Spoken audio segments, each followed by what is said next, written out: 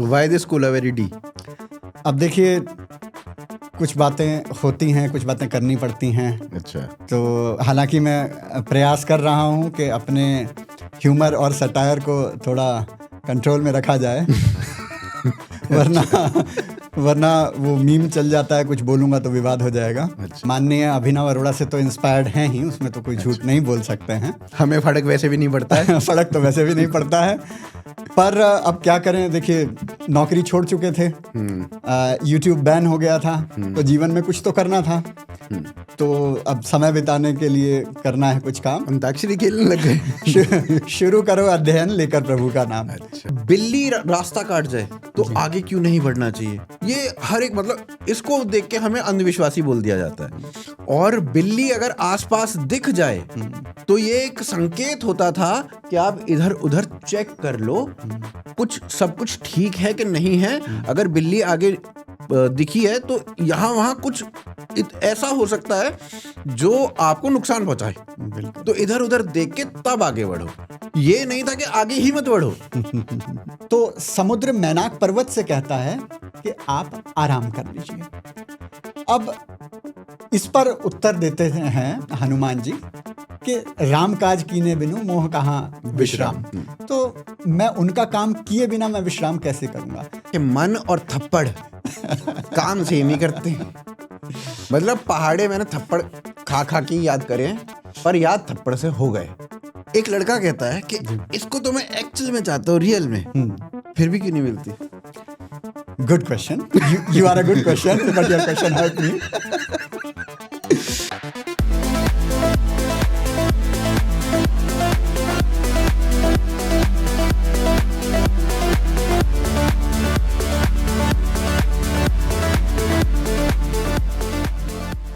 दोस्तों, पॉडकास्ट शुरू करने से पहले एक छोटी सी अपील ये है कि बाबा के चैनल्स के जितने भी लिंक्स हैं, चाहे वो फेसबुक हो, इंस्टाग्राम हो या यूट्यूब हो, सभी लिंक्स आपको नीचे डिस्क्रिप्शन और पिन कमेंट में दिए गए हैं। वहां से आप इनके चैनल को फॉलो करिए।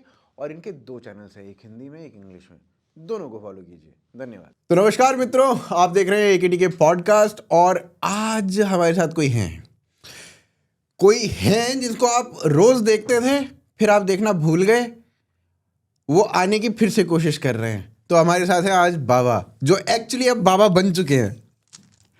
सभी को नमस्कार। तो बाबा, ये बताइए, आप इतने टाइम से नहीं थे और अब जब आए हो तो सही में बाबा बन के आए हो, चक्कर क्या है? देखिए, प्रभु श्री राम भी जब गए थे वनवास पर, 14 वर्ष के वनवास पर, तो रूपांतरित होकर आए थे। अच्छा। एक राजकुमार के रूप में गए थे और विश्व विजेता सम्राट के रूप में वो वापस आए थे। तो अब 2026 आ गया है, यूट्यूब से 5 वर्ष का वनवास मेरा भी पूरा होता है। तो कुछ रूपांतरण तो होना स्वाभाविक था और कुछ समय की मर्यादा थी, कुछ समय की मांग थी। तो उसके साथ एक नए कलेवर में, एक नए रूप में बाबा आपको देखने को मिल रहा है। अच्छा, तो why this cooler very D? अब देखिए, कुछ बातें होती हैं, कुछ बातें करनी पड़ती हैं। अच्छा। तो हालांकि मैं प्रयास कर रहा हूं कि अपने ह्यूमर और सटायर को थोड़ा कंट्रोल में रखा जाए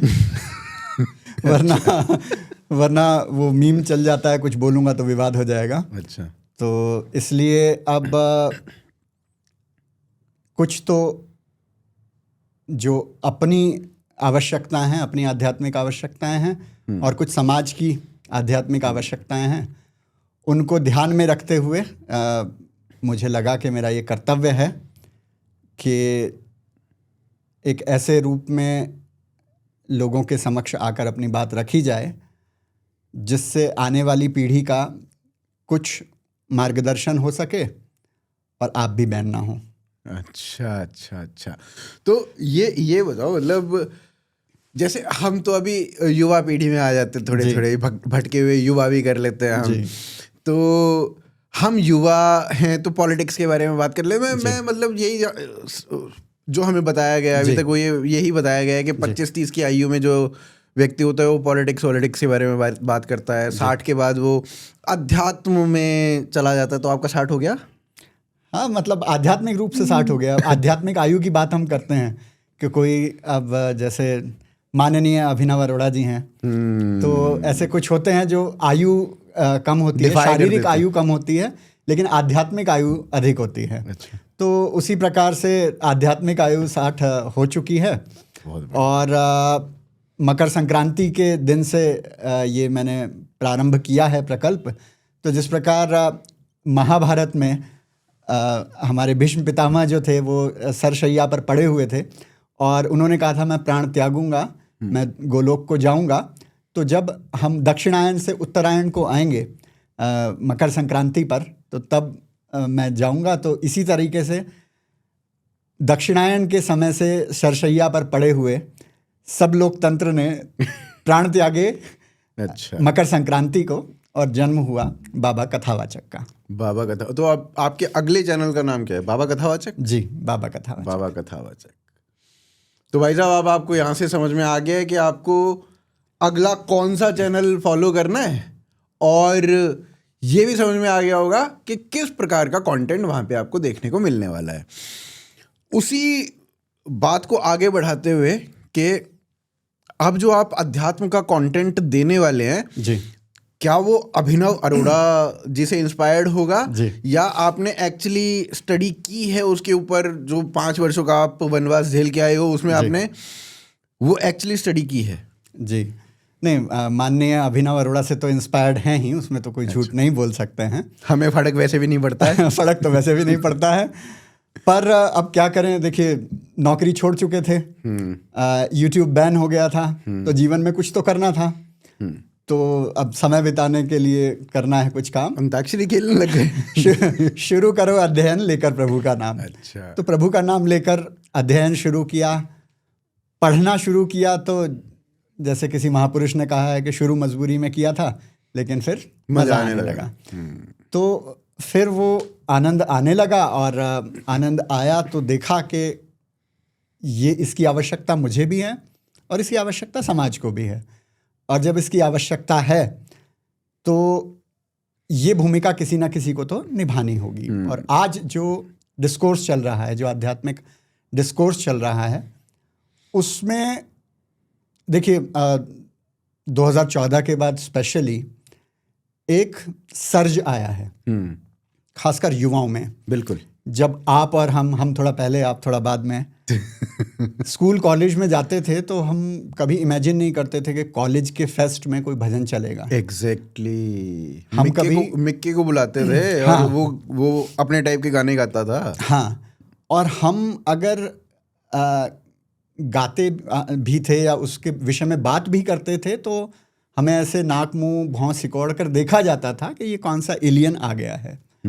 मुझे याद है कि किसी कारणवश एक बार मैं चोटी रखकर, शिखा रखकर कॉलेज गया था। तो लोग मुझे ऐसे देखने आ रहे थे जैसे सर्कस में किसी जानवर को देखने के लिए आते हैं, मेरे ही कलीग्स। तो वो आज बदला है, और मैं उसका आलोचना बहुत होती है, लेकिन मैं उसका श्रेय सोशल मीडिया और स्पेशली इंस्टाग्राम को भी देना चाहूँगा। लेकिन उससे हुआ क्या है कि जो इतना सर्ज आया है, और मैं किसी भी न्यू एज बाबा के विरोध में नहीं हूँ, सबकी अपनी भूमिका है। बिल्कुल। और सबका अपना टारगेट ऑडियंस है जिसको वो कंस्ट्रक्टिव रूप से प्रभावित कर रहे हैं। लेकिन जब किसी चीज़ का सर्ज आता है तो बहुत सारा नॉइस भी आता है, ज्ञान के साथ बहुत सारा नॉइस भी आता है। तो ये प्रबुद्ध जनों का कर्तव्य बनता है कि सही जानकारी, सही ज्ञान, सही रूप में, सही भाषा में हमारे आने वाली पीढ़ी तक, हमारे बच्चों तक पहुँचे। क्योंकि उस ग्लैमर में अभी ये एक चर्चा का विषय है, शायद डिबेट का विषय भी है, और इस पर मैं बहुत स्वागत करता हूँ कि एक स्वस्थ डिबेट हो। कि जिस प्रकार से हमारे आध्यात्मिक केंद्रों को, हमारे तीर्थ स्थलों को पर्यटन स्थल के रूप में देखा जाने लगा है युवा पीढ़ी के द्वारा। और ये भी जैसे केदारनाथ के विषय में चला कि वहाँ पर क्या रील बनाने को बैन कर देना चाहिए। और जो इतनी बड़ी सर्ज आई है उसमें रील बनाने का, सोशल मीडिया का, इंस्टाग्राम का एक योगदान है, लेकिन क्या उसकी आध्यात्मिक जो प्रक्रिया है वो प्रभावित हुई है? उसकी जो इंटेलेक्चुअल वैल्यू है क्या वो कम हुई है? तो वो सब एक चर्चा के विषय हैं, लेकिन ये बिल्कुल स्पष्ट है कि हमारी आने वाली पीढ़ी को सही दिशा देने की बहुत आवश्यकता है, और वो आध्यात्म के क्षेत्र में भी सही दिशा देने की आवश्यकता है। अदरवाइज फिर ये डर रहता है कि उसका मिस इंटरप्रिटेशन हो, उसका गलत प्रभाव हो, और असली शिक्षा जो है, असली संस्कार जो हैं वो कहीं छुप जाएं। इसमें ना बाबा दो बातें, आप ही की बातों में से दो बातें हैं जो मैं पूछूंगा जी। एक तो ये कि जैसे हमारी जितने कथावाचक हैं जी, अब जो कथावाचक हैं उनमें से बहुत सारे तो ऐसे हैं जी, जिन्होंने स्वयं अध्ययन नहीं किया है। जी, वो कथा किसी ने उनको सुनाई, आगे वही कथा आगे सुनाए जा रहे हैं। जब उनके ऊपर प्रश्नोत्तर होता है तो वहां पर दिक्कत आ जाती है। जी, वो फिर प्रश्न का उत्तर देने में ऐसा उत्तर दे देते हैं जिसको हमें कहीं ना कहीं जाके फिर डिफेंड करना पड़ता है कि नहीं, ये इसका अर्थ ये नहीं है, ये है, वो है। तो वो एक कथावाचक जो है उनको एक संपूर्ण नॉलेज होना उस दृष्टि से अनिवार्य है। पहले हम इस विषय के ऊपर बात करते हैं कि आपको क्या लगता है, मतलब यहाँ पे कहीं ना कहीं एक लूप होल है जो हमारी सोसाइटी ने छोड़ा हुआ है, और आप इस लूप होल को किस तरीके से पूरा करने की कोशिश करेंगे? देखिए, मैं असहमत हूँ आपकी बात से। अच्छा। और वो इसलिए कि आपने बोला कि संपूर्ण ज्ञान, कंप्लीट नॉलेज, वो तो खैर नहीं हो पाता, वो तो हो ही नहीं सकता। हाँ, अब बात ये है कि किस नॉलेज को, किस ज्ञान को हम पर्याप्त माने। नहीं, मेरा यहाँ पे बात ये है कि अगर आपको उस प्रश्न का उत्तर नहीं आता जी, तो आप सीधा कह दो नहीं आता जी, पर उसका ऐसा गोलमोल आंसर देना जिसमें दिक्कत हो जाए, वो शायद नहीं करना चाहिए। देखिए, दो चीज़ें हैं, दोनों को हमें डिफ्रेंशिएट करना पड़ेगा।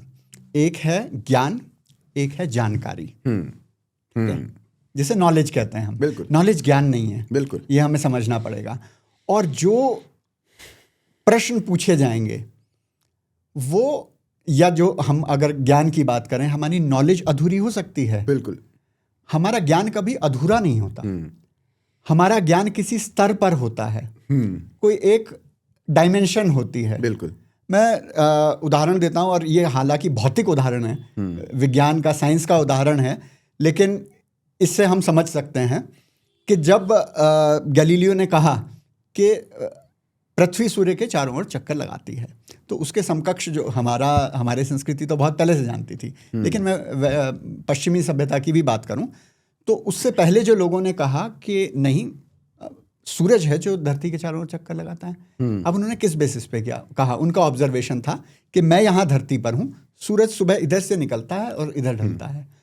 उनका जितना विजन था, उनकी जितनी जानकारी थी, उनकी जितनी सोच थी, उसके हिसाब से वो सही थे। ऐसा नहीं कि वो अंधविश्वास कर रहे थे।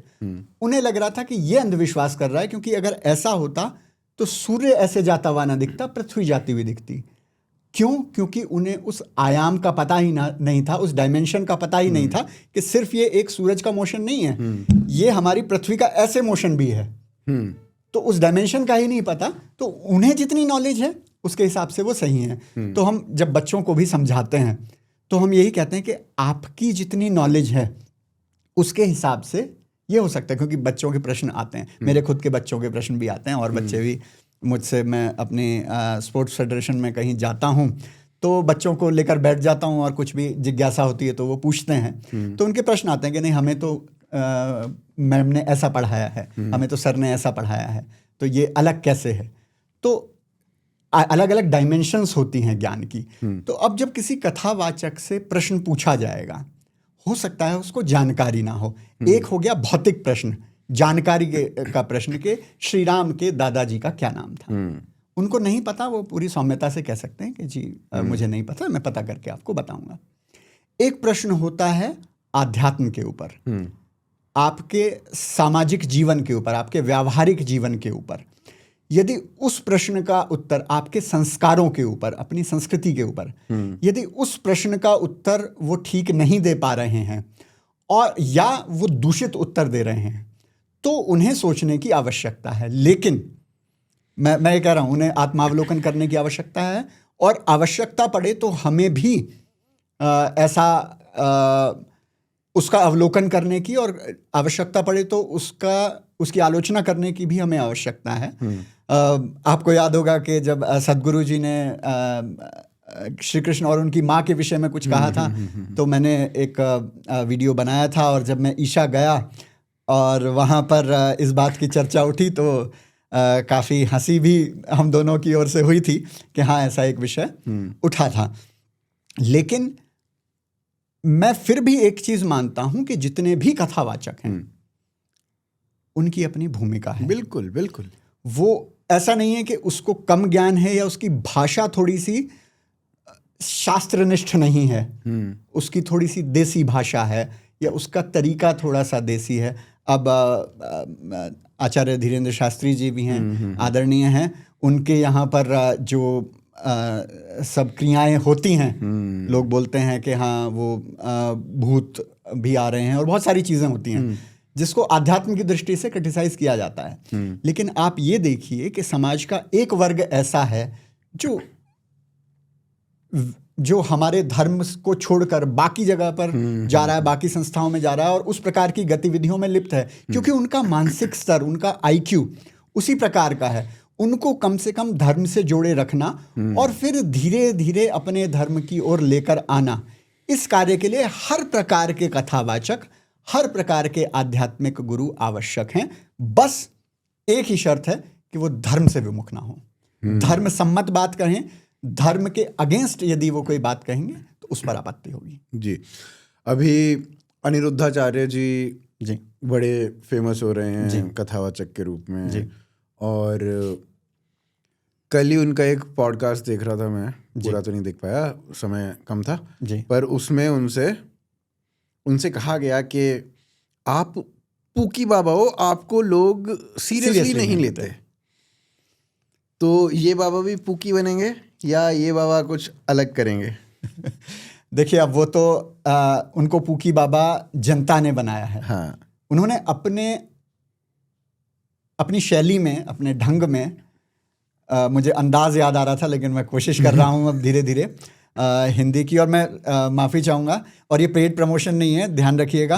मैं सबको बताना चाहूँगा कि शब्दकोश.com एक वेबसाइट है और उसने मेरी बहुत सहायता की। हाँ, जब मैंने हम भी वहीं से पढ़ते हैं सब लोकतंत्र किया, तो क्योंकि मैं बहुत वर्षों तक यूरोप में भी रहकर आया था और इंग्लिश में ही हमारा सारा काम होता था, तो बहुत सारे इंग्लिश के शब्दों का हिंदी मुझे वापस याद करने में सहायता की। और अब जब मैं कथावाचन का काम कर रहा हूँ तो वहाँ पर मुझे बहुत सारे उर्दू शब्दों के हिंदी शब्द ढूंढने में वो रही। तो जिसका भी है, मैं नहीं जानता हूँ, बहुत साधुवाद आपकी ओर से, और फ्री ऑफ कॉस्ट वो सेवा दी जा रही है। आपको बहुत साधुवाद, आपको आशीर्वाद लगें सब बड़ों के।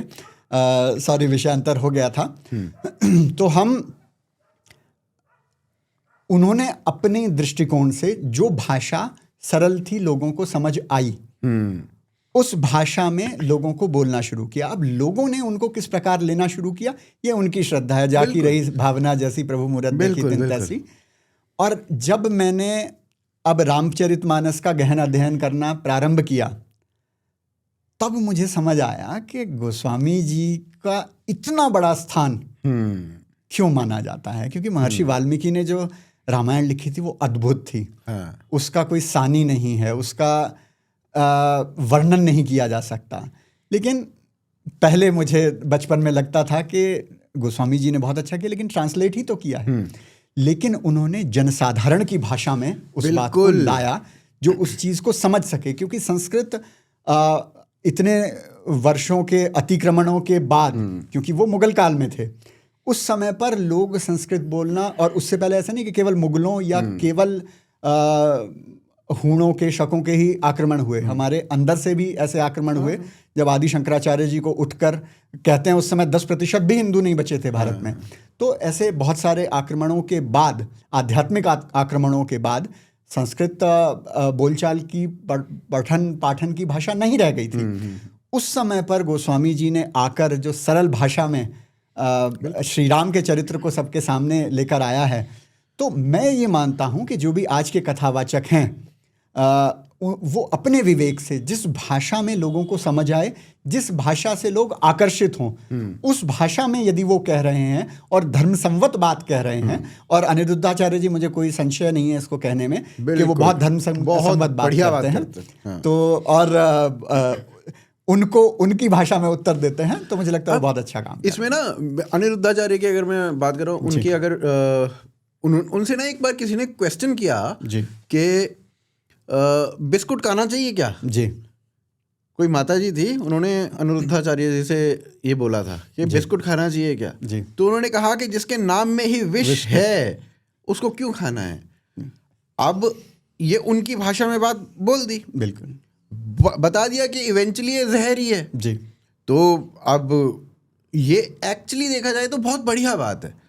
तो जो उन्होंने कहना था वो कह भी दिया, और जो उनको जिन शब्दों का प्रयोग नहीं करना चाहिए था वो नहीं भी किया। तो वो बहुत मतलब अब, और आप ये कह रहे हो कि उनको सीरियसली नहीं लिया जा रहा, ये अपने आप में एक बहुत, लोग उनसे इतने क्वेश्चन कर रहे हैं तो सीरियसली लेके ही कर रहे हैं। और सबसे बड़ी बात, उन्होंने अपनी ये इमेज बनाई कि अब जवान लड़के उनसे उस तरीके के प्रश्न भी पूछ पाते हैं कि भाई हम इस तरीके से हम यहाँ से निकल रहे हैं, तो आप प्लीज हमारी सहायता करें इस तरीके। तो वो बहुत बड़ी बात है। एक और उदाहरण मुझे ध्यान में आता है, परम श्रद्धेय स्वामी रामदेव जी महाराज ने आज से लगभग 20 वर्ष पहले बोला था, ठंडा मतलब टॉयलेट क्लीनर। और कोई एड एजेंसी, कोई मार्केटिंग टीम, कोई कोका कोला ने ऑब्वियसली बहुत सारे हेड्स ब्रेन्स इस पर लगाए थे, कोई इस एक वाक्य को काट नहीं सके, आज तक भी नहीं काट पाया, आज तक भी वही।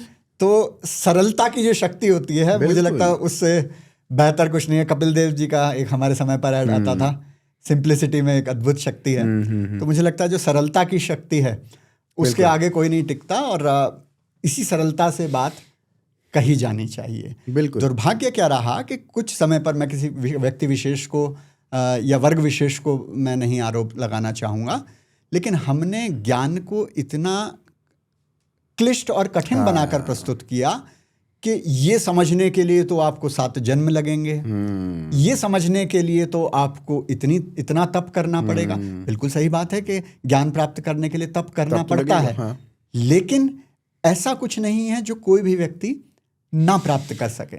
पर नहीं, ऐसा भी नहीं है ना कि मतलब आप वो उस लेवल का ज्ञान पाने के लिए आपको 7 जन्म लग सकते हैं, ठीक है जी। लेकिन एक आम उसमें रोजमर्रा की जिंदगी में जीने के लिए आप उतना ज्ञान पा सकते हो जी। तो वो अनिवार्य है, आपको डेली यूज का जो ज्ञान है उतना तो आए पहले।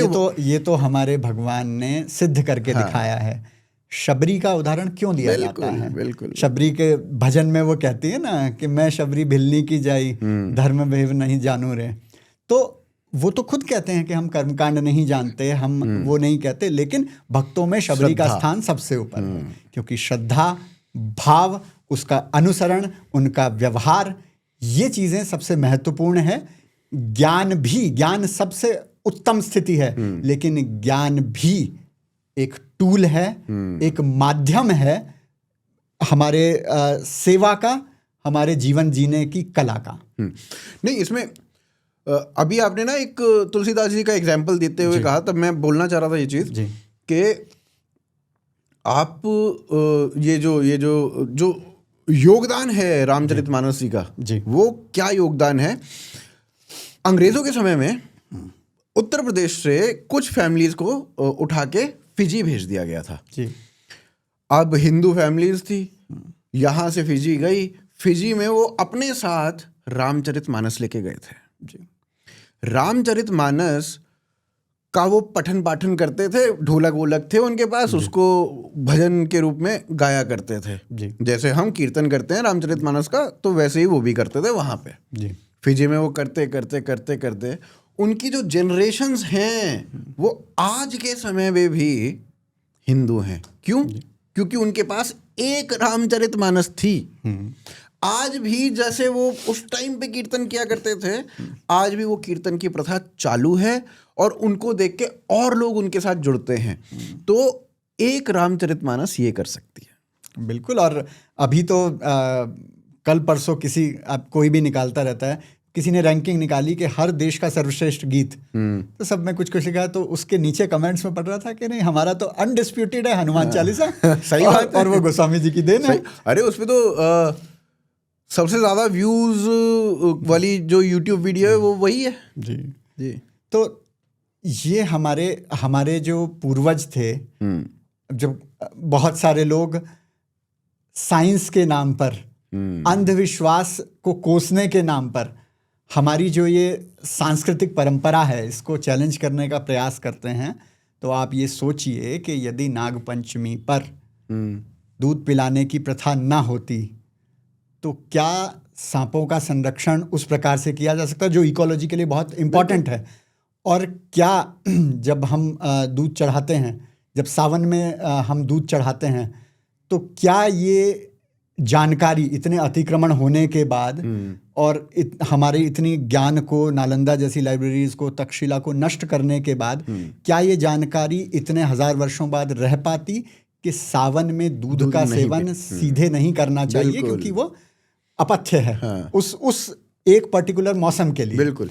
तो इस ज्ञान को पहुंचाने का माध्यम थे ये मूर्ति पूजा, इस ज्ञान को पहुंचाने का माध्यम थे ये कर्मकांड। हाँ। इस ज्ञान को पहुंचाने का माध्यम थे ये भजन, संगीत, आरती।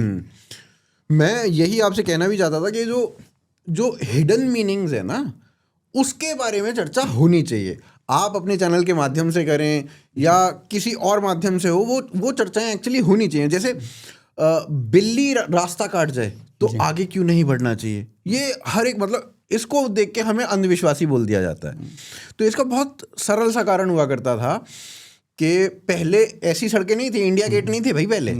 पहले उसमें से गलियारों में से जाना पड़ता था, छोटी छोटी सी सड़कें होती थी, कच्चा रास्ता हुआ करता था।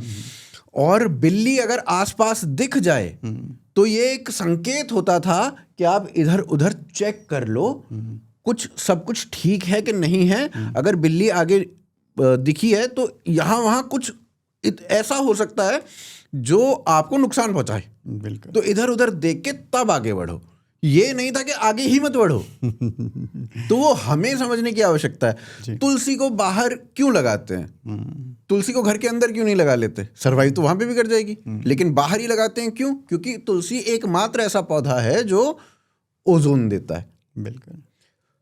पीपल की रात में भी पूजा क्यों करते हैं? किसी और पेड़ की तो नहीं करते, पीपल की ही करते हैं। क्यों करते हैं? क्योंकि वहां ऑक्सीजन मिलती है 24 आवर्स। तो पीपल रात में भी पूजा जाता है। ऐसे बहुत सारे प्रश्न हैं जो लोगों को अंधविश्वास लगते हैं, लेकिन उनका हिडन मीनिंग है जिसके बारे में चर्चा होनी चाहिए। आपकी क्या राय है? नहीं, बिल्कुल होनी चाहिए। और ये बात भी ठीक है कि कुछ भ्रांतियां भी आ गई हैं, कुछ सम्मिश्रण भी हो गया, कुछ प्रदूषण भी हो गया है। ऐसे लोग लाभ उठाने के लिए कर देते हैं। बिल्कुल। और यही हमारी शास्त्रार्थ की परंपरा रही है, यही हमारी सनातन की परंपरा रही है कि परिष्कृत करते रहें। जो भ्रांतियां आ गई हैं, जो प्रदूषण आ गया है, परस्पर चर्चा से कि ये साइंटिफिक है, ये साइंटिफिक नहीं है, इसके पीछे एक व्यावहारिक कारण है, इसके पीछे कोई व्यावहारिक कारण नहीं है। और जिनके पीछे नहीं होता उनको नकार दिया जाता है। अब जैसे आज की डेट में बिल्ली के रास्ता काटने को आप नकार सकते हो जी, क्योंकि इधर उधर शेर नहीं आएगा भाई, सांप नहीं आएगा। आप इंडिया गेट से क्रॉस कर रहे हो, सामने से बिल्ली निकल गई तो कोई दिक्कत नहीं है, चले जाओ जी। पहले के समय में ये तर्क सम्मत था जी। तो ये सब चीजें जिसके बारे में एक्चुअली चर्चा होनी चाहिए, वो भी मेरे ख्याल से आप अपने चैनल पे उठाएं तो बहुत बढ़िया रहेगा। बिल्कुल। अपने रामचरितमानस को तो कहा ही जाता है कि इतना संपूर्ण ग्रंथ है कि आपके जीवन के सभी आयाम को छूता है। बिल्कुल। तो जब उसमें बातचीत आती है और जब मैंने अब करना शुरू किया तो उसमें हमारी कूटनीति की भी बात आ जाती है, हमारी धर्म नीति की भी बात आ जाती है, परिवार में हमें कैसा पालन करना चाहिए उसकी भी पालन की बात आ जाती है, मित्र से कैसा व्यवहार करना चाहिए उसकी भी बात आती है, शत्रु से कैसा व्यवहार करना चाहिए उसकी भी बात आ जाती है, शत्रु को मित्र कैसे बनाना चाहिए उसकी भी बात आ जाती है। तो एक बहुत बड़ा आयाम है। मुझे विश्वास है कि जब हमारे आपके दर्शक उसको देखेंगे। तो प्रयास किया है, ईश्वर की इच्छा है, ईश्वर की प्रेरणा से है। बट जब देखेंगे मुझे लगता है कि जीवन का बहुत सारा ऐसा पहलू छूने का प्रयास किया गया है जो हमें आज के जीवन में काम आएगा और हमें मार्गदर्शन करेगा कि हमारा आदर्श व्यक्तित्व कैसा होना चाहिए, हमारा व्यवहार कैसा होना चाहिए। जी। अच्छा, अभी आजकल के समय में बहुत चर्चा होती है मेंटल हेल्थ को लेकर। जी। तो अध्यात्म मेंटल हेल्थ को किस तरीके से अच्छा रखने में सहायता करेगा? मैं उदाहरण लेता हूँ फिर से, और अभी क्योंकि सुंदरकांड पर हम पहुँचे थे जब सब लोकतंत्र पर चल रहे थे, तो सुंदरकांड से इसका प्रारंभ किया है। और एक दोहा आता है, हनुमान तेहि परसा कर पुनि कीन्ह प्रणाम, राम काज कीने बिनु मोह कहाँ विश्राम। अब क्या होता है कि जब हनुमान जी लंका जाने के लिए प्रयास कर रहे थे तो वो मैनाक पर्वत पर जाकर खड़े होते हैं। और जब वो खड़े होते हैं, अपनी गतिविधियां कर रहे होते हैं, तो समुद्र पहचान लेता है कि ये श्री राम के दूत हैं, दिव्य पुरुष हैं। तो समुद्र मैनाक पर्वत से कहता है कि आप आराम कर लीजिए। अब इस पर उत्तर देते हैं हनुमान जी कि राम काज कीने बिनु मोह कहाँ विश्राम। तो मैं उनका काम किए बिना मैं विश्राम कैसे करूँगा? अब इससे हमें जीवन में क्या शिक्षा मिलती है? और मैंने अपने उस एपिसोड में भी ये बात कही है कि हमारे साथ, और ये हम सबके साथ होता है, हम कोई काम करना चाहते हैं। हमारे बच्चों के लिए विशेषकर मैं कहना चाहता हूँ, अगर आपके बच्चे हैं तो ये पोर्शन उनको ज़रूर सुनाइएगा। हम बच्चों को कहते हैं आप पढ़िए। बच्चों को भी आज के समय में पता है कि पढ़ना उनके लिए अच्छा है, आवश्यक है ना? आवश्यक भी और अच्छा भी है, उनके ही हित के लिए है। लेकिन फिर भी उनका मन नहीं करता, आलस्य आता है। अब हम डांट भी देते हैं कि आलस्य आ रहा है। उस आलस्य का कारण क्या है, ये कभी हमने जानने की प्रयास किया? वो आलस्य आता क्यों है? किसी को भी वो आलस्य क्यों आता है? बड़ों के साथ भी होता है और बच्चों के साथ भी होता है। चलिए आज ये काम है तो चलो आज छुट्टी है, ऑफिस नहीं है, चलो थोड़ा रील देख लेता हूँ, उसके बाद करूँगा। फिर अरे मैं इतना तो काम करता हूँ, आज थक जाता हूँ, जबकि मैं 8 घंटा सोया हूँ। वो स्वस्थ नींद थी या नहीं थी वो एक अलग विषय हो सकता है, लेकिन मैं बिस्तर पर था 8 घंटा, उसके बाद भी मैं काम वो नहीं कर पा रहा हूँ। तो वो आलस्य है, हमें सबको पता है, बुरी आदत है, बुरी चीज़ है, सबको पता है। लेकिन वो क्यों है ये हमें किसी को नहीं पता। तो तब हनुमान जी कहते हैं कि आपको किसी कार्य को करने की इच्छा, प्रबल इच्छा यदि नहीं है तो आपको आलस्य आएगा। अब हम यहाँ तक रुक जाते हैं, लेकिन आध्यात्म तो यही है कि परतों में उतरो। अब प्रश्न ये है, ठीक है जी, आलस्य क्यों है, इसका उत्तर दे दिया आपने। प्रबल इच्छा क्यों नहीं है, उसका उत्तर तो दीजिए, क्योंकि मुझे भी पता है पढ़ना अच्छा है। बहुत सारे हमारे कॉर्पोरेट में काम करने वाले या जॉब करने वाले मित्र होंगे, देख रहे होंगे, तो उनके लिए बहुत आवश्यक है। अभी हम सुन रहे हैं कि भाई 40 साल का लड़का जिम कर रहा था, हार्ट अटैक आ गया। 45 साल की कोई महिला है और सब ठीक था, लेकिन पैरालाइज हो गई। तो उनको पता है कि उन्हें स्वस्थ रहने के लिए योग करना, व्यायाम करना, दिनचर्या अच्छी रखना आवश्यक है, लेकिन वो नहीं कर पाते। क्यों नहीं जल्दी उठ पाते हैं, क्यों नहीं वो कर पाते हैं? वो आलस्य है, प्रबल इच्छा नहीं है। प्रबल इच्छा क्यों नहीं है? प्रबल इच्छा इसलिए नहीं है कि वो जो हम काम कर रहे हैं वो हमारे मनोभाव का, हमारे मन का काम नहीं है। हम जो कार्य कर रहे हैं, हम जॉब कर रहे हैं, लेकिन हम करना कुछ और चाहते हैं जीवन में। हमें उसको करने में संतुष्टि नहीं मिल रही है, जीवन में जो हम पाना चाहते हैं उससे नहीं मिल रही, लेकिन हम वो नहीं कर रहे हैं, किन्हीं भी कारणों से नहीं कर रहे हैं। दबाव के कारण नहीं कर रहे हैं, या फिर हम रिस्क नहीं लेना चाहते इसलिए हम कर रहे हैं। लेकिन जो जब वी मेट फिल्म का आप कहेंगे कि बाबा बन के फिल्म की बात कर रहा है, उसका एक डायलॉग था कि जो चीज़ हम रियल में चाहते हैं ना, एक्चुअल में वो हमें मिलती है। बिल्कुल। तो हम जो चीज़ मन से चाहते हैं बिल्कुल कि ये करें, उसमें हमें नहीं होगा। और अब बच्चों का ये उदाहरण देखिए, कहते हैं ना उनसे कि गाना तो तुझे बहुत जल्दी याद हो जाता है, पहाड़े याद नहीं होते। उसका कारण तो देखिए, वो मन से उस चीज़ को करना चाह रहा है। हम पेरेंट्स के रूप में या टीचर्स की भी इसमें भूमिका है। जितना इंटरेस्टिंग वो गाना है, उतना ही इंटरेस्टिंग अगर उस पढ़ाई को बना दें तो वो करेगा। और हम बड़ों के लिए जो चीज़ हम मन से करना चाहते हैं, यदि हम उसको अपने जीवन का लक्ष्य बनाएंगे तो हमें उसको काम को करने में आलस्य नहीं होगा। और मैं तो इसका जीता जागता उदाहरण हूँ। जब मैं जॉब करता था, अच्छा पैसा भी मिलता था, विदेश में बहुत ऐशो आराम भी मिलता था, लेकिन मैं 10 घंटे काम करने के बाद थक जाता था। और जॉब छोड़ने के बाद अब मैं 18 घंटे काम करता हूँ और सोते हुए मेरे मन में विचार आता था कि यार कल फिर ऑफिस जाना है। आज सोते हुए मेरे मन में विचार आता है, अरे ये काम रह गया, चलो कल उठ के ये काम करूंगा, मजा आएगा। तो वो हनुमान जी ने शिक्षा दी। उनके लिए अगर हम सीधा सीधा देखें तो उनको ये था कि नहीं, मैं तो राम जी का भक्त हूँ, लेकिन उसमें निहित जो छुपी हुई बात थी, जो ज्ञान था, वो ये था कि जब हम अपने मन का कार्य करेंगे, जब हम मन के साथ सत्यनिष्ठ रहेंगे, उसके साथ हम झूठ नहीं बोलेंगे, तब ना हमें थकान होगी, ना हमें आलस्य आएगा, ना हमें नकारात्मकता आएगी, कोई नेगेटिविटी नहीं आएगी, और हम बहुत पॉजिटिविटी के साथ अपना काम कर पाएंगे। इस बात से भाई साहब मुझे ये तो समझ में आ गया कि मन और थप्पड़ काम सेम ही करते हैं। मतलब पहाड़े मैंने थप्पड़ खा खा के याद करे, पर याद थप्पड़ से हो गए। मन हो ना हो थप्पड़। इस पर भगवान श्री राम कहते हैं कुछ, बताइए। विनय न माने जलधि जड़, गए 3 दिन बीत, बोले राम सकोप तब, भय बिन होय न प्रीत। तो देखो, मानस हर जगह आपके काम आ रही है, हर जगह आपको दिख रही है कि कोई भी बात कर लो उसमें मानस आ सकती है। आप कोई प्रश्न पूछिए और उसका उत्तर मैं मानस से मिल सकता है, चौपाई से, किसी दोहे से दे सकता हूं। बिल्कुल बिल्कुल। जीवन का ही तो आयाम है ना, जीवन के हर पहलू को छूते हुए लिखा गया है। और देखो कितना बड़ा काव्य लिख दिया। आप फिर कहते हो कि इंटेलेक्चुअलिज्म की बात करते हैं फिर वेस्ट वाले हमसे, है ना। तो चलिए, अभी ये चैनल के माध्यम से हम मेंटल हेल्थ के ऊपर बात कर रहे थे, जिसके ऊपर एक्चुअली बात हुई नहीं, मन के ऊपर चले गए हम। मेंटल हेल्थ पे वापस आते हैं। मेंटल हेल्थ की समस्या आजकल के समय में बहुत बढ़ चुकी है। और मेंटल हेल्थ में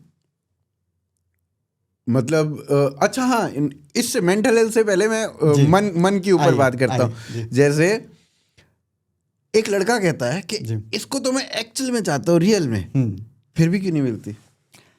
good question, you are a good question, but your question hurt me. थोड़ा सा उतरना पड़ेगा। हाँ बिल्कुल बिल्कुल।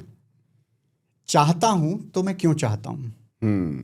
मैं चलिए आपको ही केस स्टडी बना लेता हूं, और आप याद कीजिए किसी को जो कॉलेज में थी। अच्छा, आप चाहते थे तो उसे क्यों चाहते थे? क्यों चाहते थे? क्योंकि चाहने योग्य थी।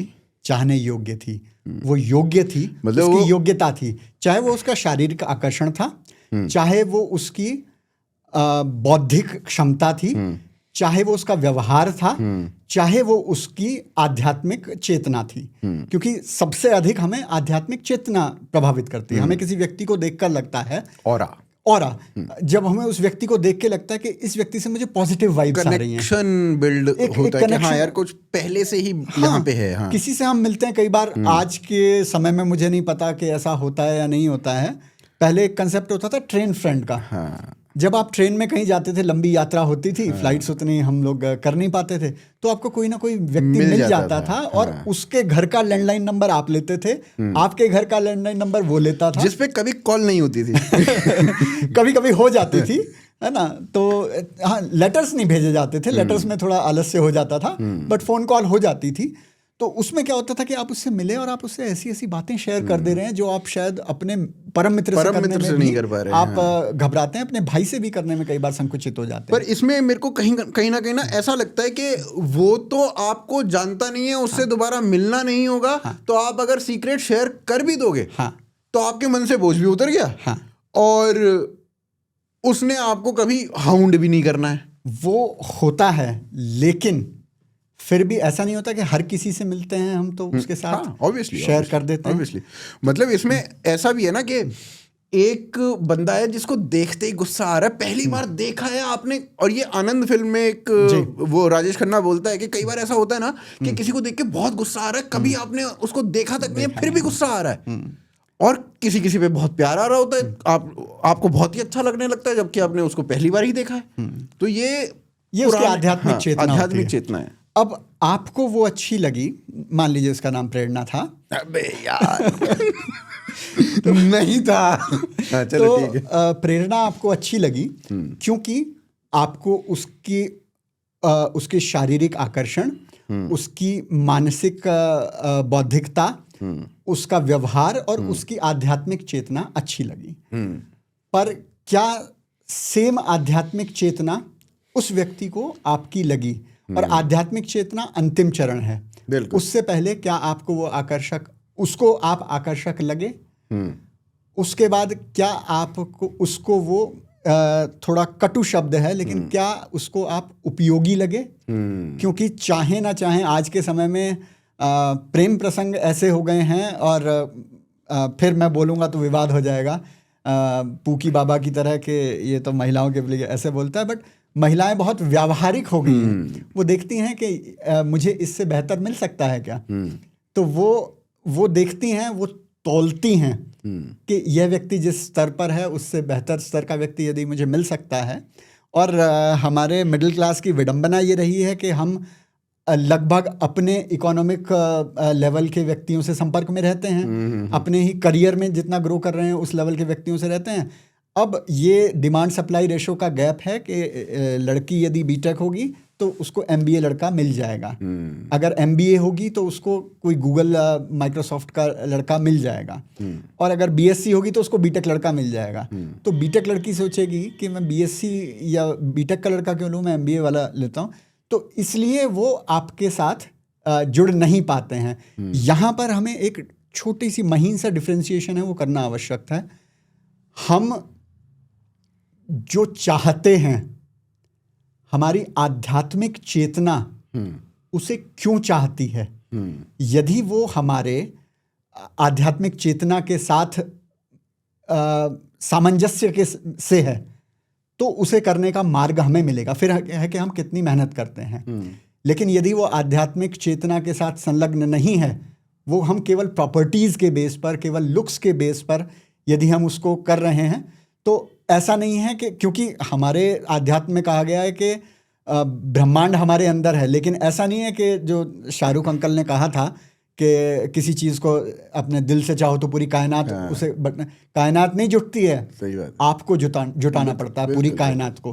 तो यदि वो आध्यात्मिक चेतना से आपके नहीं है, सिर्फ इसलिए, और अधिकतर ऐसा होता है कि हमें जब उस आयु में कोई अच्छा लगता है वो इसलिए लगता है कि हमें उतना प्रेम, उतना आदर, ऐसा नहीं कि बच्चों को आदर की आवश्यकता नहीं है, उतना आदर, उतना स्नेह किसी से नहीं मिलता है। चाहे वो परिवार से ना मिलता हो, चाहे वो स्कूल से ना मिलता हो, चाहे वो बाकी रिश्तेदारों से ना मिलता हो। तो जब उसे कोई स्नेह मिलता है या स्नेह का एक परसेप्शन भी मिलता है कि मुझे इससे स्नेह मिल सकता है, तो उसकी इच्छा बहुत प्रबल हो जाती है। इच्छा अलग चीज़ है और आपकी आध्यात्मिक कामना अलग चीज़ है। जब कामना होगी किसी चीज़ की तो आप उसको करने में तन्मय हो पाएंगे। जब इच्छा होगी तो प्रोक्रेस्टिनेशन होगा कि काश मैं इसका मन जीत पाऊं। तो वो अंतर एक कामना में और एक इच्छा में है। इच्छा पूर्ण नहीं होती, कामना पूर्ण होती है। पर फिर भी मैं एक ही बात कहूंगा, तू रोएंगी पछताएंगी। बिल्कुल बिल्कुल बिल्कुल, ये तो कह ही सकता हूँ। हाँ जी। तो प्रेरणा से कामना तक हम आ चुके हैं। अब कामना के बाद हम वापस मेंटल हेल्थ पे आते हैं। जी। तो मेंटल हेल्थ के विषय में, जो कि आज से 15 साल पहले, 18 साल, 20 साल पहले मेंटल हेल्थ के बारे में शायद डिस्कशन होता भी नहीं था। जी। आजकल के दौर में, और ऐसा नहीं है कि उस टाइम पे मेंटल हेल्थ की प्रॉब्लम्स नहीं थी, बस लोगों को पता नहीं था। जी। लोग कहते थे कि कुछ घबराहट सी हो रही है, वो एक्चुअली मेंटल हेल्थ की ही प्रॉब्लम थी। जी। जो जी मचल रहा है, मतलब वो प्रेगनेंसी का तो अलग हो गया, पर जी।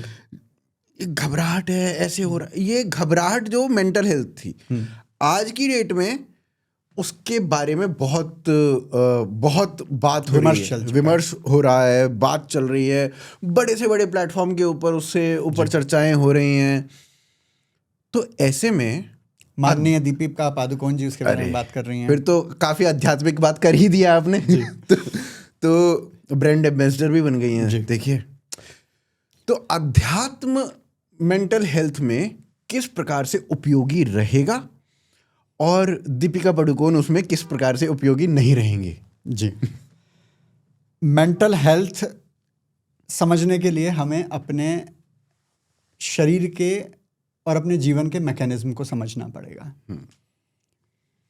मन के हारे हार है, मन के जीते जीत, हम हमेशा कहते हैं। और एक उदाहरण मैं लेना चाहूँगा। एक चर्चा पिछले दिनों चली, एक कोई लड़का था जिसने शायद 2-4 साल कुछ जॉब की होगी और उसने उसे बोला मैनेजर ने कि नहीं, आपको 10 घंटे से ज़्यादा काम करना पड़ेगा। और वो काम उसका रुचिकर नहीं था, उसको उसमें अपना भविष्य नहीं दिख रहा था और बहुत कुछ सीखने को नहीं मिल रहा था। तो उसने कहा कि मैं ये करियर ही छोड़ रहा हूँ और मैं क्या करूँगा आगे वो मैं सोचूंगा। पहले मुझे अपनी मेंटल हेल्थ को, अपनी मानसिक स्वास्थ्य को अच्छा करना है, क्योंकि अभी जो है वो टॉक्सिक है, वो विषधर मेरे आसपास हैं और ऐसा मेरा वातावरण हो गया है कि मेरे मानस को एक चेतना की आवश्यकता है, रिजुविनेशन की आवश्यकता है। तो उसको बहुत क्रिटिसाइज किया, खासकर हम जैसे बूमर्स ने, कि अरे हम मिलेनियल ये बूमर होंगे भाई, हम नहीं हैं, आप हमें अपने में मत जोड़िए भाई साहब जी। तो कहा कि भाई देखो, हमने तो इतना किया और परिवार के लिए हमें इतना हमारे पास कोई सपोर्ट सिस्टम नहीं था, फिर भी हमने इतना कार्य किया। अभी आजकल के बच्चे देखो, इतना सपोर्ट सिस्टम भी मिलता है, पेरेंट्स भी सपोर्ट करते हैं, उसके बाद भी वो लड़ने के लिए तैयार नहीं। हम 40 साल तक लड़े एक जॉब में और ये 4 साल लड़ने के लिए तैयार नहीं है। और उस पर बहुत चर्चा चली, दोनों तरह के आज की जो जनरेशन है वो ऐसी ही है, कौन सही है कौन गलत है। सही गलत मैं नहीं करूँगा, वो जो पीढ़ी थी वो अपने अनुभव के अलावा जो उनकी सोशल रियलिटीज थी, उनकी जो परिस्थितियाँ थी, उनकी जो सामाजिक संरचना थी उस समय, अधिकतर लोग ऐसे थे जो गांव से पहली बार उठकर आए हैं और उनको परिवार को आगे लाना है। आज एक मिडिल क्लास बन चुका है जो ऐसा नहीं है कि आज नौकरी छूट गई तो कल भूखा मरेगा। उस समय वो स्थिति थी। तो शायद उन्हें वो विषैला जो वातावरण था उसको झेलना पड़ता था, उनकी मजबूरी थी। लेकिन आज वो मजबूरी नहीं है, तो मैं ये कहता हूं कि हमें वो नहीं करना चाहिए। जी नहीं आप बोले। तो हमें नहीं करना चाहिए। अब आते हैं कि मेंटल हेल्थ, वो तो पहले भी प्रॉब्लम थी, आज भी थी, लेकिन वो प्रॉब्लम कितनी बड़ी है, पहला तो हमें ये देखना है। देखिए, मनुष्य को जो एक चेतना ईश्वर ने दी है वो सिर्फ मनुष्य को दी है। और कितना आप धन अर्जन कर सकते हैं और कितना वैभव बढ़ा सकते हैं वो बहुत आवश्यक है। धनार्जन, हाँ, धनार्जन करना और कितना वैभव आप बढ़ा सकते हैं वो आवश्यक है। किंतु उसके अलावा जीवन जीना भी आवश्यक है। पिछली पीढ़ी की एक विवशता थी कि वो 40 साल खप गए अपनी अगली पीढ़ी को बनाने के लिए। आप वो उस विवशता में नहीं है, तो आपको ऐसा अनुसरण भी नहीं करना है कि मैं कार्य कर रहा हूँ, वो मुझे कार्य करने के लिए बाध्य होना पड़े। बिल्कुल। और थोड़ा सा खुलकर, थोड़ा सा रिस्क लेकर हमें सोचने की आवश्यकता है। बिल्कुल। मैं ये नहीं कह रहा हूँ कि कोई काम छोटा है या कोई काम बड़ा है। हुआ क्या कि पहले अपने कार्य को श्रेष्ठ माना जाता था। उसके बाद 60-70 के दशक में एक ऐसा दौर आया कि नौकरी करना उत्तम माना गया। अन्यथा हमारा वर्ण व्यवस्था देखी जाए तो नौकरी तो चतुर्थ श्रेणी में रखी गई थी। बात है। तो यहाँ पर उत्तम माना गया क्योंकि वो सबसे सेफ ऑप्शन था। अब एक माहौल ऐसा बन गया कि यदि आप नौकरी नहीं करते हैं तो आप बहुत बड़ा पाप कर रहे हैं। और आप चाहे अपना बिजनेस भी कर रहे हैं, चाहे आप अपना कुछ एंटरप्रेन्योरशिप कर रहे हैं, आप कुछ क्रिएटिव फील्ड में कर रहे हैं, आप अच्छा धन भी कमा रहे हैं और आप अच्छा जीवन भी व्यतीत कर रहे हैं, लेकिन नहीं, आप नौकरी नहीं कर रहे हैं तो आप विफल हैं। बिल्कुल। अब उस मानसिकता से हमें बाहर आना पड़ेगा, और जो जेनजी है वो आ भी चुका है, बाहर आ रहा है और वो प्रश्न उठाने का सोच रहा है। बिल्कुल। कि किसी ने डाला कि उसके परिवार में किसी की मृत्यु हुई और उसके मैनेजर ने उसको लिखा कि ठीक है आप छुट्टी पर हो तो, लेकिन फ़ोन पर अवेलेबल रहना। तो ये, और वो डेथ सर्टिफिकेट भेज दो। तो ये चीज़ों को गलत का प्रतिकार करना, मैं बहुत प्रसन्न हूँ कि हमारी जो नई पीढ़ी है वो गलत का प्रतिकार करना सीख रही है। और शायद माता पिता इस बात से दुखी हों, मेरी बात से बच्चों तक शायद ना पहुँचने दें, परंतु ऐसा करेंगे तो आप एक अच्छा जीवन जी पाएंगे। बिल्कुल। इसमें देखो, जो पुरानी पीढ़ी थी, जैसे हमारे दादा, ये बात मैंने पहले भी कई बार बोली है शायद, तो जो हमारी दादा वाली पीढ़ी थी, वो दादा वाली पीढ़ी ऐसी थी कि एक जना कमाता था, घर में 15-16 लोग होते थे, वो बैठ के खाते थे, छोटा सा घर होता था और गांव में सब रहते थे, खेती होती थी या तो फिर कोई छोटी मोटी नौकरी होती थी, यही होता था। फिर आपने बहुत मतलब गरीबी का जीवन जिया और मैक्सिमम भारत के मैक्सिमम घरों ने ऐसा ही किया। सब अपने अपने घरों को अगर उठा के देख ले तो ऐसा ही हुआ होगा। फिर उसके बाद हमारे पिताजी की जनरेशन आती है। जो हमारे पिताजी की जनरेशन थी, मतलब दादा वाली जनरेशन में ये था कि बच्चों को, एटलीस्ट लड़कों को, जो ये होता है ना कि लड़कों के साथ वो किया, तो उनका यही था कि एटलीस्ट लड़कों को पढ़ा दे, क्योंकि सबको पढ़ाने की तो सामर्थ्यता है ही नहीं। फिर लड़के जो थे वो अगली पीढ़ी में आए, जो हमारी पिताजी की जनरेशन आई, उन्होंने क्या किया, उन्होंने पढ़ लिख के जो भी जॉब मिली उनको, जो भी जॉब मिली, ये नहीं कि अपने पसंद की जॉब, नहीं, जो भी जॉब मिली वो उन्होंने करी और पूरा जीवन उसी जॉब में निकाल दिया। चेंज करने का भी नहीं सोचा कि यहाँ से वहाँ जाएंगे तो जो सेटलमेंट है वो खराब हो जाएगी, भले ही वहाँ पे अधिक पैसा मिल जाए पर सेटलमेंट खराब हो जाएगी, बच्चे ऐसे हो जाएंगे, बच्चे वैसे हो जाएंगे। तो ये सोचती उनकी कि जो कुछ भी है, जितना भी धनार्जन है, वो सारा का सारा बच्चों के ऊपर लगा दो, इनको अच्छा पढ़ाओ, इनको प्रबल बनाओ, इनको ऐसा बनाओ कि ये हर क्षेत्र में अच्छा कर सके। हमारा क्या है, हम तो देख लेंगे, हम अपना जीवन जिएंगे 60 के बाद, यही सोच थी। फिर उसके बाद, और जैसे हमारे माता पिता करते भी हैं कि 60 के बाद अब हम तीर्थ जाएंगे, अब हम यहाँ जाएंगे, अब हम वहाँ जाएंगे, अब तक तो हमने तुम पे लुटा दिया, अब हम यहाँ पे जाएंगे। यही बोलते हैं। आपके घर में भी ऐसा ही होता होगा? हमारे घर में भी यही बोलते हैं हमारे माता पिता। नहीं, मेरे घर में तो अलग केस है कि नालायक निकल गया तो जी, बाबा बनने के बाद ऐसा नहीं बोलते हैं। ओम शांति। हाँ जी। तो पिताजी वाली जनरेशन पूरी खप गई अपने बच्चों को प्रबल बनाने में, अच्छा बनाने में। फिर बच्चे मतलब हमारी वाली जनरेशन आ जाती। हमारी वाली जनरेशन ने क्या किया कि हमारे पास घर भी था, हमारे पास गाड़ी भी थी, या मतलब एटलीस्ट बाइक तो थी ही, एटलीस्ट बाइक तो थी ही, घर था, बिजली थी, रोटी मिल जाएगी अगले दिन, चिंता नहीं थी। हमने क्या किया, जॉब करी, थोड़ा टाइम जॉब करी, उसके बाद हमने सोचा कि अपना बिजनेस कर लें तो कैसा रहे। चलो अपना, मैंने 2012 में सोचा था कि यूट्यूब चैनल खोलते हैं। रादर आपसे एक बार विमर्श भी हुआ था कि आपने 2007 में ही चैनल बना लिया था। हाँ, मैंने 2007 में बनाया था चैनल और उस पर कुछ प्लेज वगैरह डाले थे, कभी कहाँ किए थे ये भी याद नहीं, वो प्लेज वगैरह डाल रखे थे मैंने, और उस पर अच्छे खासे व्यूज़ थे, जो कि मैंने 2018 में देखा, तो कोई इतने व्यूज़ आ भी गए इस पर। तो ठीक है, तो फिर मतलब ये मैंने सोचा था 2013 में कि यूट्यूब चैनल हो हमारा ऐसा, और उस पर कुछ चीज़ें करें। फिर इवेंचुअली 2019 में हमने बना लिया।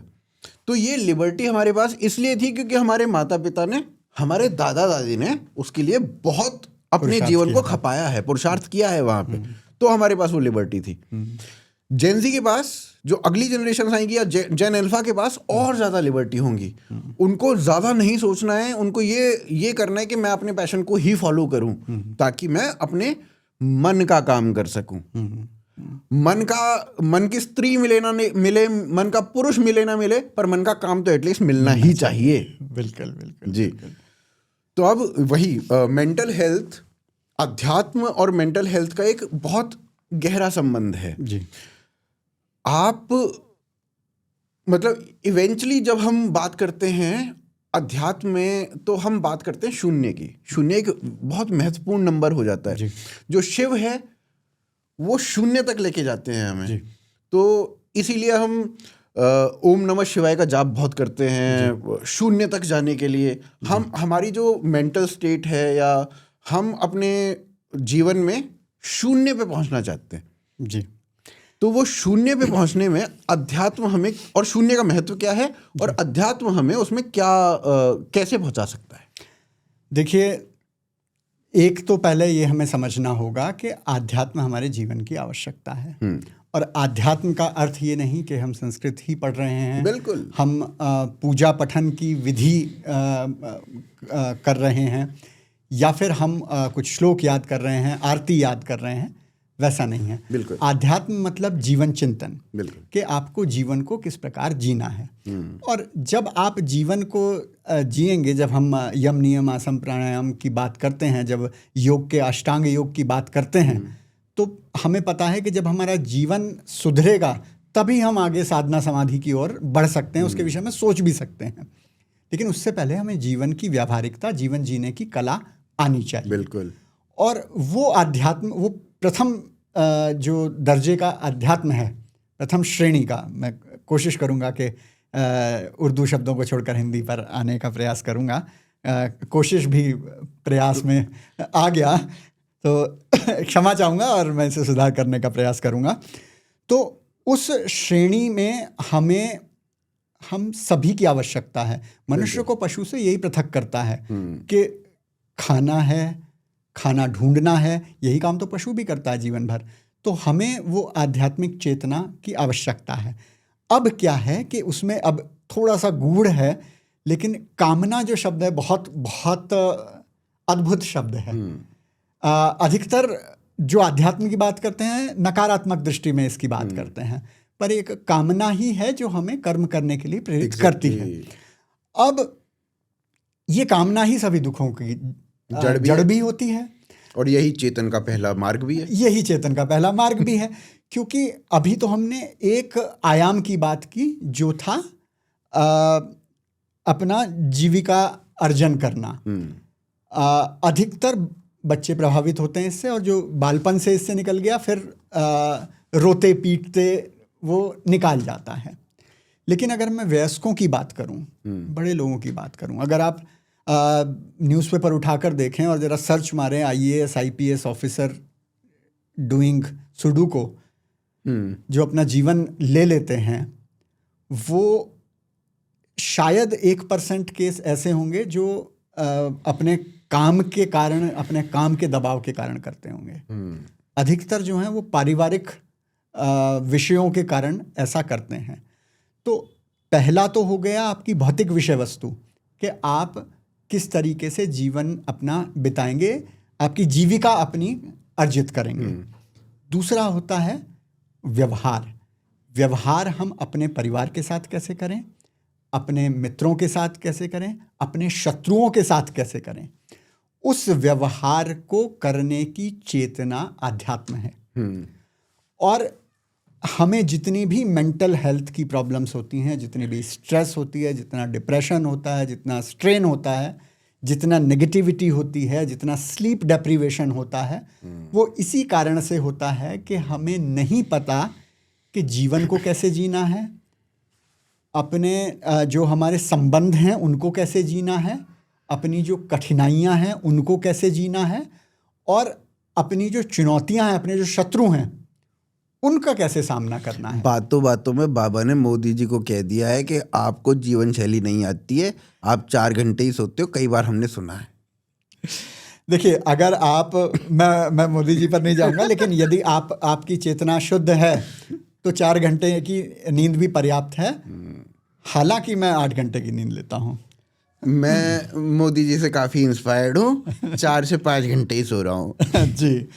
तो आपको जब हमारा मन है, हमारा जो मस्तिष्क है, यदि वो अब शून्य की बात पर आते हैं या आध्यात्म में उतरना कैसे है, हमें कैसे व्यवहार करना है, कैसे जीवन व्यतीत करना है, उसके लिए चाहिए विचार कि हमारा विचार कैसा हो।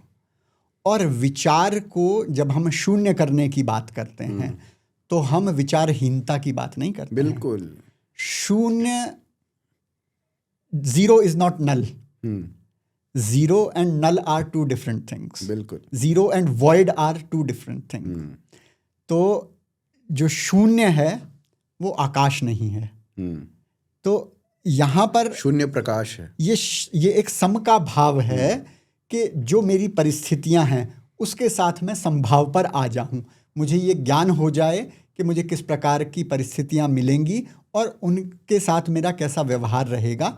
मैं उस अशांति से बाहर आ जाऊं जो मुझे बदलती परिस्थितियों के साथ मुझे विवश करती हैं, ये सोचने पर, ऐसी नेगेटिव एनर्जी अपने अंदर लाने पर कि इस परिस्थिति से मैं कैसे निपट पाऊंगा।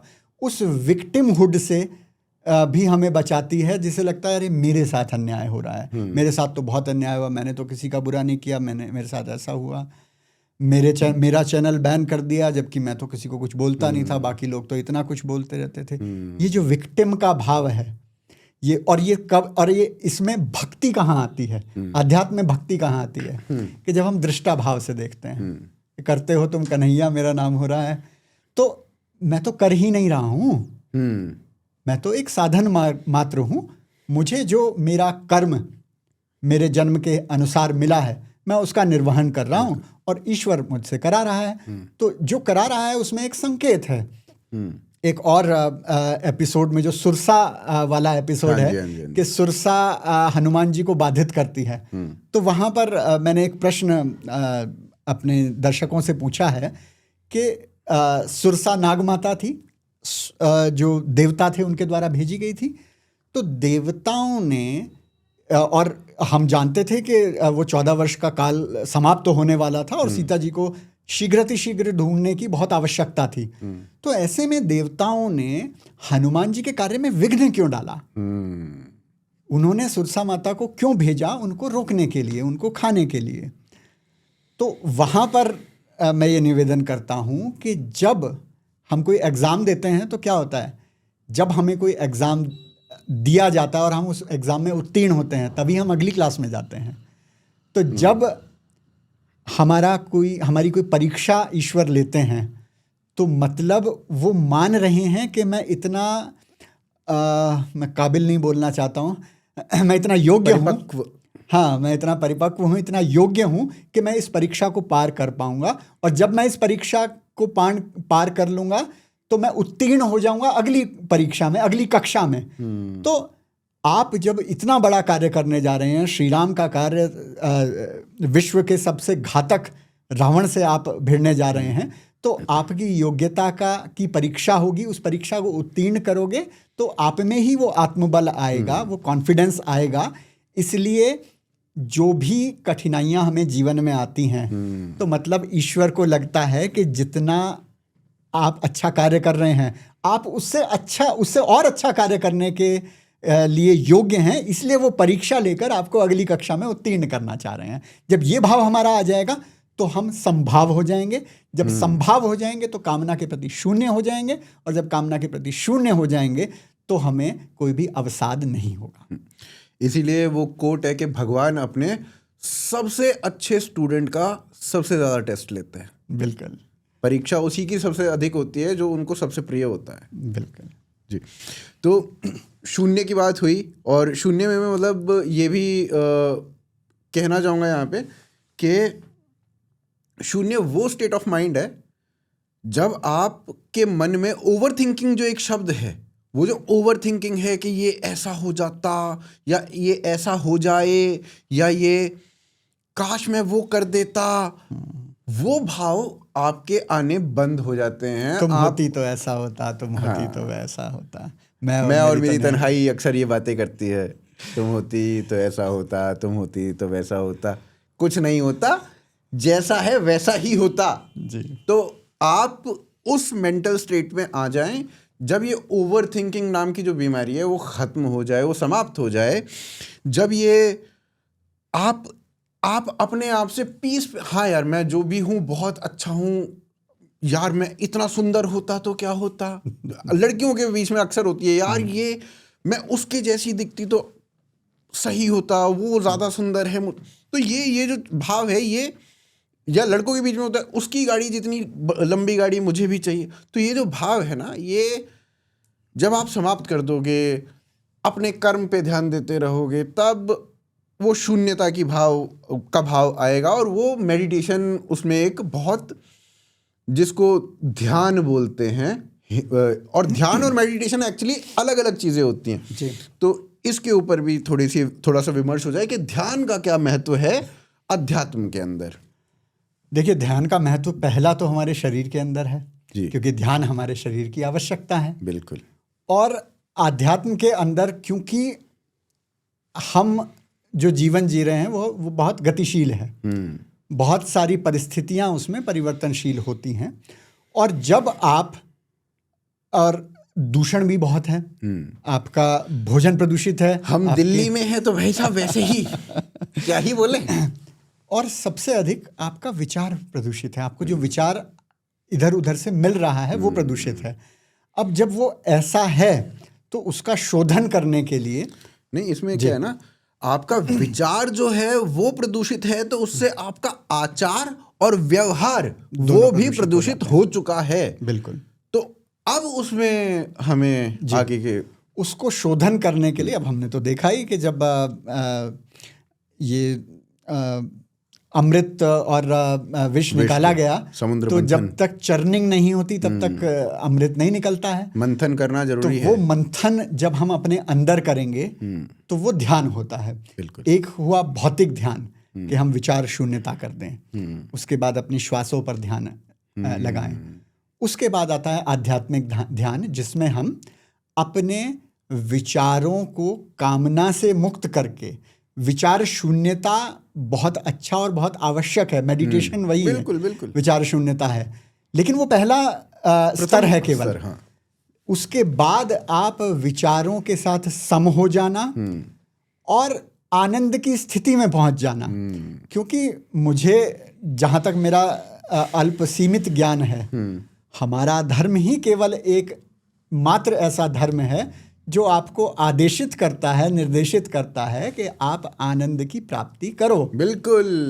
बाकी सब कहते हैं कि नहीं, आप त्याग करो, आप कोड़े मारो, आप छोड़ दो सब चीजें, मृत्यु के बाद जीवन शुरू होगा। हाँ, हमारा धर्म कहता है कि आनंद भी आपका धर्म है। तो जब हम आनंद की विचार शून्यता, कामना के साथ समरसता, उसके बाद जब हम आनंद की अनुभूति करते हैं, तब हम ईश्वर के साथ हम एक समरसता में आ जाते हैं और वो हमारी ध्यान की पराकाष्ठा होती है। और उस ध्यान को अचीव करने के बाद, प्राप्त करने के बाद सॉरी, तो आप एक संत का जीवन तब आपका प्रारंभ होता है। तब आप विषयों से मुक्त हो जाते हैं, ऊपर उठ जाते हैं। और विषयों से मुक्त होने का मतलब नहीं है कि आप फोन का प्रयोग करना छोड़ देते हैं या गृहस्थ का जीवन जीना छोड़ देते हैं। 1400 साल पहले चले जाते हैं।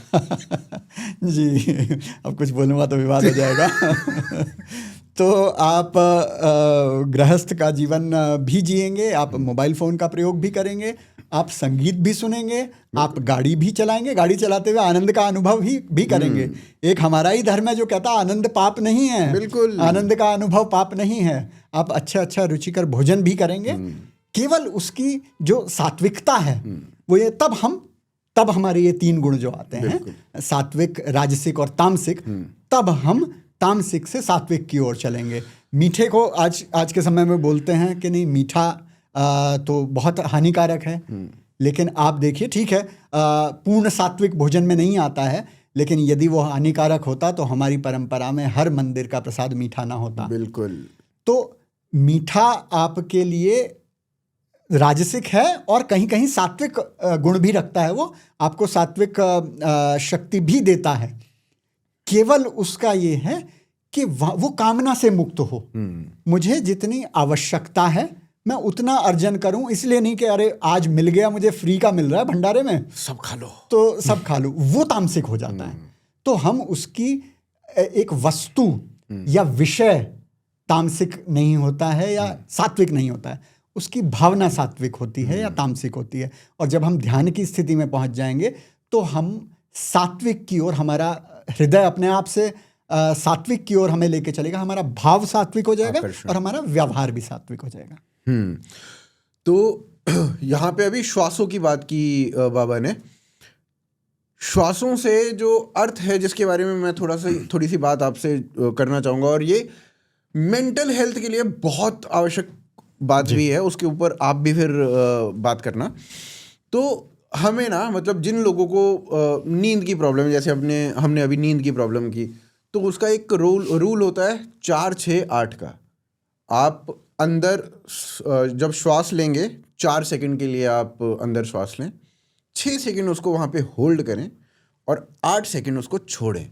ये प्रक्रिया अगर आप करेंगे तो उसमें आपका जो स्टेट है वो अल्फा पे रहता है। जब आप चेतना में होते हैं तो अल्फा स्टेट में रहते हैं। उससे आप नीचे 2 स्तर जब नीचे जाएंगे, गामा स्टेट पे आएंगे, तब वो आपका रिलैक्सिंग स्टेट आ जाता है। जब वो आपका नींद का स्टेट आ जाता है तो वहाँ पे आपको नींद अच्छी आनी शुरू होगी। फिर जो हम यूनिवर्स के साथ कनेक्टेड कैसे हैं? हम यूनिवर्स के साथ कनेक्टेड केवल अपने श्वासों से हैं, अपनी सांसों से कनेक्टेड हैं। तो उन्हीं सांसों को आप अगर ओवर थिंकिंग करते हैं तो आप उस चीज़ को कैसे ठीक कर सकते हैं? उसको ठीक कर सकते हैं जब आप सांसों को, मतलब आपने एक सांस लिया, गहरा सांस लिया, और फिर अपने सांस को रोक दिया। जब तक रोक सकते हैं रोक दो। फिर उसके बाद सांस छोड़ो। सांस छोड़ने के बाद फिर से आप अपने सांस को रोक दो। जब तक रोक सकते हो तब तक रोक दो। तो इससे क्या होगा? इससे आप अपने मेंटल स्टेट को ये कह रहे हो, आपका माइंड तो कह रहा है कि आप सांस लो, लेकिन आप अपने माइंड को कंट्रोल कर रहे हो। आप अपने माइंड के कंट्रोल में नहीं हो, अब आपका माइंड आपके कंट्रोल में है। तो ऐसे आप अपने आप को ट्रेन करो, और ये 1-2 दिन में नहीं होगा। इसको प्रयासरत रहो इसके साथ, और यहाँ पे आप कर्म करते रहो, और इवेंचुअली थोड़े दिनों के बाद होने लग जाएगा। बहुत सारे लोग ये कहेंगे कि जब हम मेडिटेट करते हैं, जब हम ध्यान लगाते हैं, तो पीछे बहुत सारे थॉट्स चल रहे होते हैं। तो वो थॉट्स को चलने दो। 5 मिनट ध्यान लग रहा है, 5 मिनट लगाओ, और केवल सांसों के थ्रू आप यूनिवर्स के साथ जुड़ सकते हो। यही मेडिटेशन या यही ध्यान का पहला चरण है। उसके बाद धीरे धीरे आप इस मार्ग पर आगे बढ़ो, तो आपको आनंद की अनुभूति, जो इवेंचुअली है आनंद की अनुभूति। एक ना बाबा, मैं आई थिंक 4th या 5वीं कक्षा में रहा हूँगा उस समय, और मेरे को आज भी याद है वो। सोचो उसका इम्पैक्ट मेरे जीवन में क्या पड़ा होगा कि मेरे को आज भी 4th-5वीं के बच्चे ने वो देखा। मैं जा रहा था पापा के पीछे स्कूटर पे बैठ के स्कूल में, मैं और भाई दोनों, और एक आदमी ना स्कूटर पे आगे जा रहा था और वो राम भजन गाता हुआ जा रहा था, और इतना वो गुम था ना उसमें, ऐसे ऐसे करते हुए, ऐसे मतलब वो लीन था उसमें। और एक्चुअली जो देख के लगा ना, वो आनंद की अनुभूति वही कर रहा है। तो वो आनंद की अनुभूति एक तो भक्ति मार्ग से आ जाती है, जैसे उस आदमी को आई हुई थी। एक आपको शून्यता में आनंद की अनुभूति आ जाती है। भक्ति मार्ग में ऐसे आ जाती है कि आपने सब भगवान पे छोड़ दिया, मेरा कुछ है नहीं, भगवान देख लेंगे। शून्यता आपने मेडिटेशन से या ध्यान से अचीव कर ली। तो कौन सा मार्ग उस शून्यता पर पहुंचने का, उस आनंद पे पहुंचने का आपको बढ़िया लगता है? देखिए, हमारे शास्त्र कहते हैं तीसरा मार्ग कहते हैं, जो सबसे उत्तम मार्ग है वो ज्ञान का मार्ग है जी, जो भक्ति मार्ग से भी ऊपर कहा जाता है। मेरा फेवरेट भक्ति मार्ग है, क्योंकि वो सबसे सुखद और सबसे सरल मार्ग है। सबसे सरल है, हाँ। उसमें आप एक लीप ऑफ फेथ लेते हैं, और आप में एक अलग सी ऊर्जा आती है कि हाँ, ये कार्य हमें करना है और हमसे ईश्वर करा रहे हैं। तो उसमें जो कॉन्फिडेंस आता है, जो एक ऊर्जा आती है, उसका कोई तोड़ नहीं है। जो कहा जाता है, सच कहूँ तो अभी तक मैंने शोध उस पर नहीं किया है, और उसके लिए अनुभव करने की आवश्यकता है, और अभी ज्ञान तो मैं शुरू किया है मैंने अर्जित करना। तो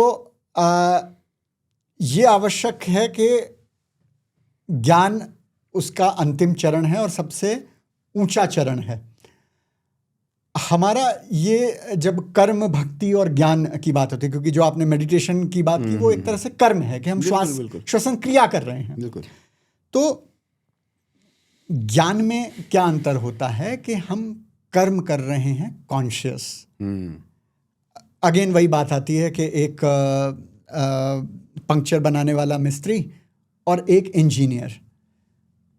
मिस्त्री को, पंक्चर बनाने वाले को पता है कि क्या करने से पंक्चर ठीक होगा, पहिया ठीक से चलेगा। इंजीनियर को पता है कि वो क्यों ठीक से चलेगा। तो वो नहीं, मैं उस विषय पर नहीं जाऊंगा, आप कुछ भी कर लीजिए। तो यहाँ पर ज्ञान हमें बताता है कि ऐसी श्वसन क्रिया करने से क्यों हमें मिलेगा, ऐसी भक्ति करने से क्यों हमें कोई टारगेट हमारा अचीव होगा। तो इसलिए ज्ञान की उसको सबसे सर्वश्रेष्ठ कहते हैं।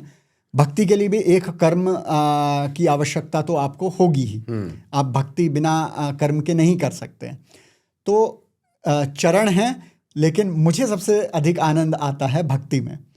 तो वो, और हम सभी के लिए जो हमारी आज की परिस्थिति है, हम लोगों की जो आध्यात्मिक चेतना अभी उतनी नहीं रही है जितनी पहले समय में हुआ, पुरातन काल में हुआ करती थी। तो सबसे सक्षम मार्ग, सबसे प्रभावी मार्ग उसका भक्ति मार्ग है। इसमें आप देखो, अगर ज्ञान के मार्ग पे हम चलते हैं तो ज्ञान के साथ साथ अहंकार भी आ जाता है। इसमें फिर दूसरी तरफ से हम देखें तो भक्ति मार्ग पे चलते चलते किसी भक्त को ये अभिमान होने लगता है कि मैं ही परम भक्त हूं। फिर योग के मार्ग पे अगर हम चलते हैं तो किसी योगी को ये लगने लगा मैं ही परम योगी हूं। तो वो अहंकार, शून्यता, मतलब शून्यता पर जाते जाते एकदम अहंकार की ओर मुड़ जाते, तीनों ही मार्ग पे।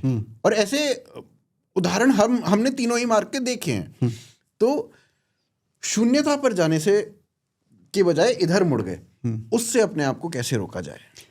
देखिए, पहला तो ये समझना चाहिए कि जैसा मैंने पहले कहा, शुरू में हमने बात की कि नॉलेज और ज्ञान अलग अलग है, जानकारी और ज्ञान अलग अलग हैं। ज्ञान अनुभूति का नाम है, ज्ञान जानने का नाम नहीं है। तो हमारी जब अनुभूति, ऐसे बहुत कम उदाहरण हुए हैं, ऐसे बहुत सारे उदाहरण हैं जो शक्ति के बाद, चाहे वो कर्म के माध्यम से तपस्या करके उन्होंने कुछ ऐसे वर प्राप्त कर लिए और फिर वो निरंकुश हो गए। अधिकतर उदाहरण ऐसे मिलते हैं जिन्होंने कर्म के माध्यम से तपस्या करके वो प्राप्त कर लिए। ज्ञान मार्ग से करने वाले बहुत कम हैं, और यदि मैं ढूंढने लगूं तो मुझे बहुत कुछ उदाहरण में से एक उदाहरण रावण का मिलता है। भाई मैं आपको एक सेकंड रुकूंगा। यहाँ पे जो ये तपस्या का अर्थ आता है, वो टीवी चैनल्स ने हमारे मन में ये डाल दिया कि तपस्या का मतलब है आप हिमालय पे चले गए और वहाँ पे किसी एक भगवान की या ब्रह्मा जी की या विष्णु जी की या शिव जी की आप अर्चना करने लगे, उनके तपस्या करने लगे। फिर एक दिन विष्णु जी आए, शिव जी आए, उन्होंने कहा कि तथास्तु। ऐसे तपस्या नहीं। तपस्या होती है कि आप इस चीज़ को अचीव करना चाहते हैं, एक पर्टिकुलर चीज़ जो कोई और अब तक अचीव नहीं कर पाया। अब उसको अचीव करने के लिए आपने तपस्या की, वहाँ तक पहुँचने के लिए इतना कर्म किया, इतना परिश्रम किया, इतना सब कुछ किया कि आप वहाँ तक पहुँचे और उसको अचीव किया। ये नहीं है कि कोई आया और तथास्तु हुआ। तो ये लोगों को एक बहुत भ्रांति है जी। ज्ञान का एक उदाहरण रावण मिलता है, तो प्रश्न ये आएगा कि जब उसे ज्ञान हो गया, और ज्ञान तो अल्टीमेट है, बिल्कुल, वो तो अल्टीमेट फॉर्म है, तो उसके बाद कोई कैसे गिर सकता है? अहंकार कैसे आ सकता? प्रश्न ये है कि ठीक है अहंकार आ गया, अहंकार आएगा कैसे ज्ञानी व्यक्ति में? जो भक्ति में लीन है, जिसने सब कुछ समर्पित कर दिया ईश्वर को, उसमें अहंकार आ कैसे सकता है? तो यहाँ ये समझने की का विषय है कि जो ज्ञान है वो एक परस्पर प्रक्रिया है। वो पंछी के पर उड़ने पर फड़फड़ाने की प्रक्रिया है कि आप कितने भी शिखर पर पहुंच जाए, जब आप पंख फड़फड़ाना बंद करते हैं तो आप धरातल पर ही गिरेंगे। तो ज्ञान सिर्फ जानकारी नहीं, मैंने कि भाई वो सभी वेदों का और उपनिषदों का कंठस्थ था, और मैं रावण का यदि उदाहरण लेकर चलूं कि उसको सबका ज्ञान भी था, सिर्फ जानकारी नहीं थी। ठीक है, वहां तक उसने ज्ञान अर्जित किया, उसे वो शक्तियां मिली उस प्रकार से, लेकिन उसके बाद उस ज्ञान से विवेक चला गया, क्योंकि उसके ज्ञान से उसकी चेतना का विकास होना बंद हो गया, उसका चिंतन बंद हो गया। उसे लगा मैंने तो संपूर्ण ज्ञान की प्राप्ति कर ली है, अब मुझे आवश्यकता ज्ञान अर्जन की नहीं है, उपभोग की आवश्यकता है। जब आप उपभोग की आवश्यकता आप में होगी तो कामना से आसक्ति आपकी विकसित हो जाएगी। जब कामना से आपकी आसक्ति विकसित हो जाएगी तो आप अब तक के अर्जित ज्ञान के आधार पर अपने विचारधारा बनाएंगे। और ज्ञान क्योंकि परस्पर है, आपने जो 4 साल पहले अर्जित किया था वो अब बदल चुकी है सच्चाई, आप उस 4 साल पुराने मापदंड पर ही उसको तौल रहे हैं, इसलिए रावण का क्षय हुआ, इसलिए उसमें अभिमान का उदय हुआ। यदि वो ज्ञान की परस्पर प्रक्रिया चलती रहती तो वो अभिमान होता ही नहीं। यदि कोई भक्ति में लीन है और भक्ति सही अर्थों में भक्त है तो उसमें अभिमान की उत्पत्ति कभी होगी ही नहीं। यदि किसी में अभिमान की उत्पत्ति, और बिना नाम लिए हुए मैं कहना चाहूँगा कि जैसे आजकल हमें उदाहरण देखने को मिलते हैं, तो हो सकता है उनको पहले भक्ति का अनुभव हुआ ही ना हो, वो ऐसा आडंबर कर रहे हो, और यदि हुआ भी हो तो वो भक्ति का भाव उनसे छूट गया, कामना उत्पन्न हो गई, कामना के बाद अभिमान उत्पन्न होता है, और अभिमान उत्पन्न होने के बाद आप रसातल में जाते हैं, आपकी भक्ति भी शून्य हो जाती है, आपका ज्ञान भी शून्य हो जाता है। तो शून्य में तो जाना था, शून्य में हमें जाना था, शून्य में अपनी भक्ति और ज्ञान को नहीं देना था, भेजना था, उसको हमें ऊपर ही रखना था। जी। तो मतलब अगर हम यहाँ पे देखें तो रावण का जो वो था, जैसे हम बात करते हैं, हम भोगी से योगी की ओर बढ़ते हैं। जैसे अगर हम आप मेडिटेशन करते हैं, ध्यान करते हैं, तो हम भोगी से योगी की ओर जी का सफर तय करते हैं। जी। रावण का उल्टा हो गया, वो योगी से भोगी बना। जी जी। तो और ऐसे भी एग्जांपल, मतलब अभी कुछ इंस्टाग्राम पे कोई देख रहा था, उसने कहा कि मैंने इतना समय योग को दिया, इतने वर्ष मैंने योग किया, और अब मैं केवल भोग करूंगा, तो अब मैं भोगी बन रहा हूँ, योगी टू भोगी, उसके चैनल का नाम भी शायद यही है। तो हर तरीके के उदाहरण हैं।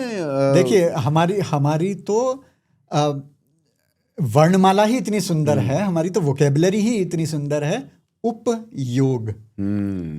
यहाँ उप के साथ ही योग लगा हुआ है कि जब आप उसका उपयोग करेंगे तो आपके लिए वो हितकारी होगा, आपके लिए शुभ होगा। वो यदि आप उसका उपभोग करेंगे तो वो आपके लिए अहितकारी होगा। और आवश्यकता नहीं है, बहुत सारे लोग कहते हैं कि अरे इस नेता ने इतना भ्रष्टाचार कर दिया, इसका तो कुछ नहीं हुआ।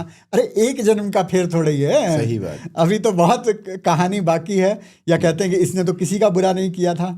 तो हम तो जन्म जन्मांतर का हमारा खेल है, और वो सारे जो आपके पुण्य कर्म हैं वो एकत्रित होते हैं, और तभी जाकर हम तो कहते हैं ना, संत का जो जीवन है वो एक जीवन में, एक जन्म काल में तो मिलता नहीं है। तो हमारे जो उपयोग जब तक हम करेंगे तब तक वो शुभ रहेगा, सात्विक रहेगा। जब हमारे अंदर भोग की भावना है और आनंद, ये ध्यान रखिएगा, वो उपभोग में नहीं है।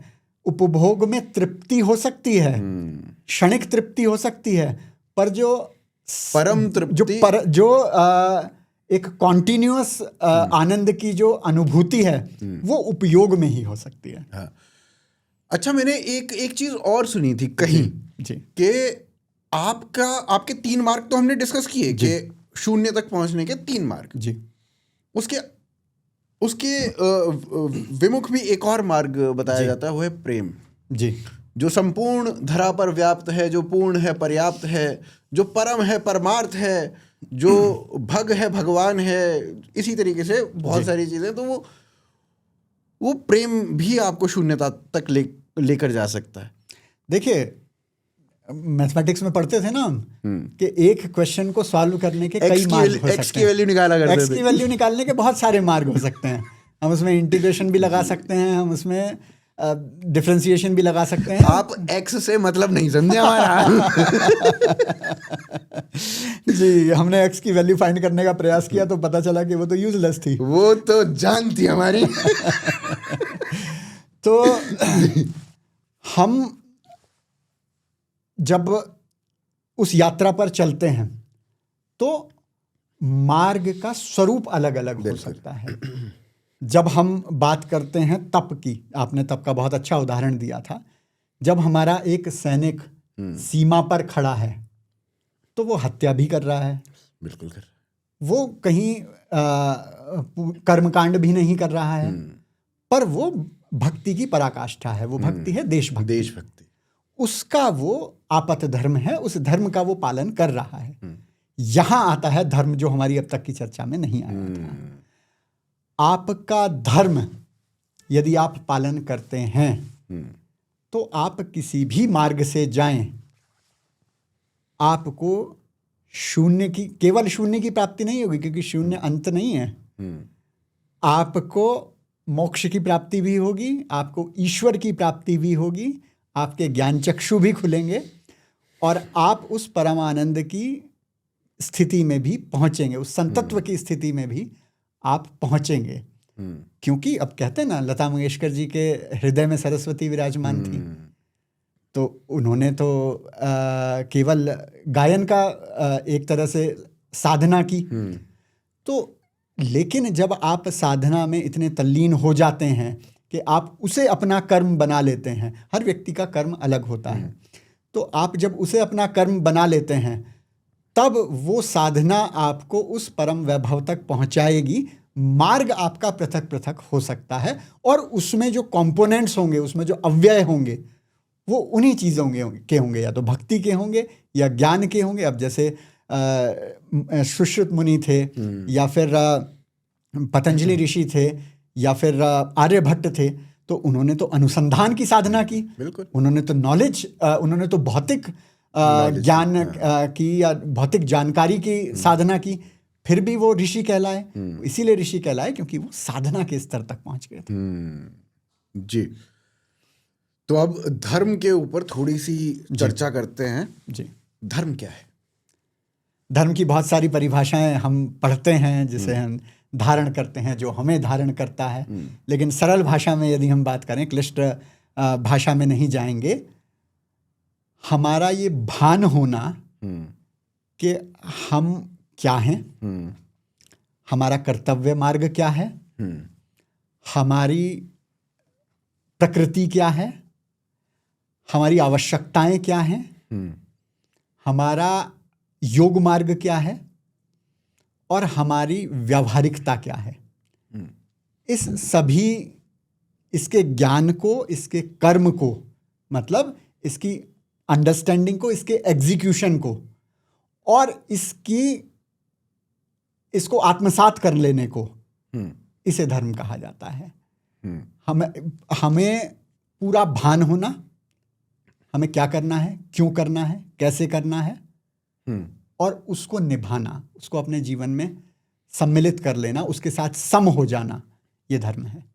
जी, और जो व्यवहारिक परिभाषा है धर्म की, जी, वो जैसे, मतलब जैसे कहा जाता है कि एक कुत्ते का धर्म है कोई आए तो उस पे भौंक लेना, या उसको काट जाना, या फिर उसको सूंघ लेना। जी, या फिर एक राजनेता का धर्म है कि समय पे काम ना आना,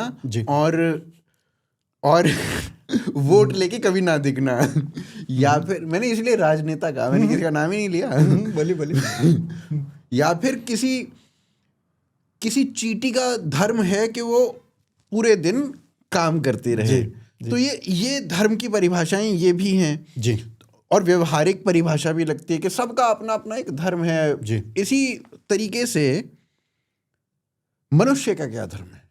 देखिए, ये एक स्तर है।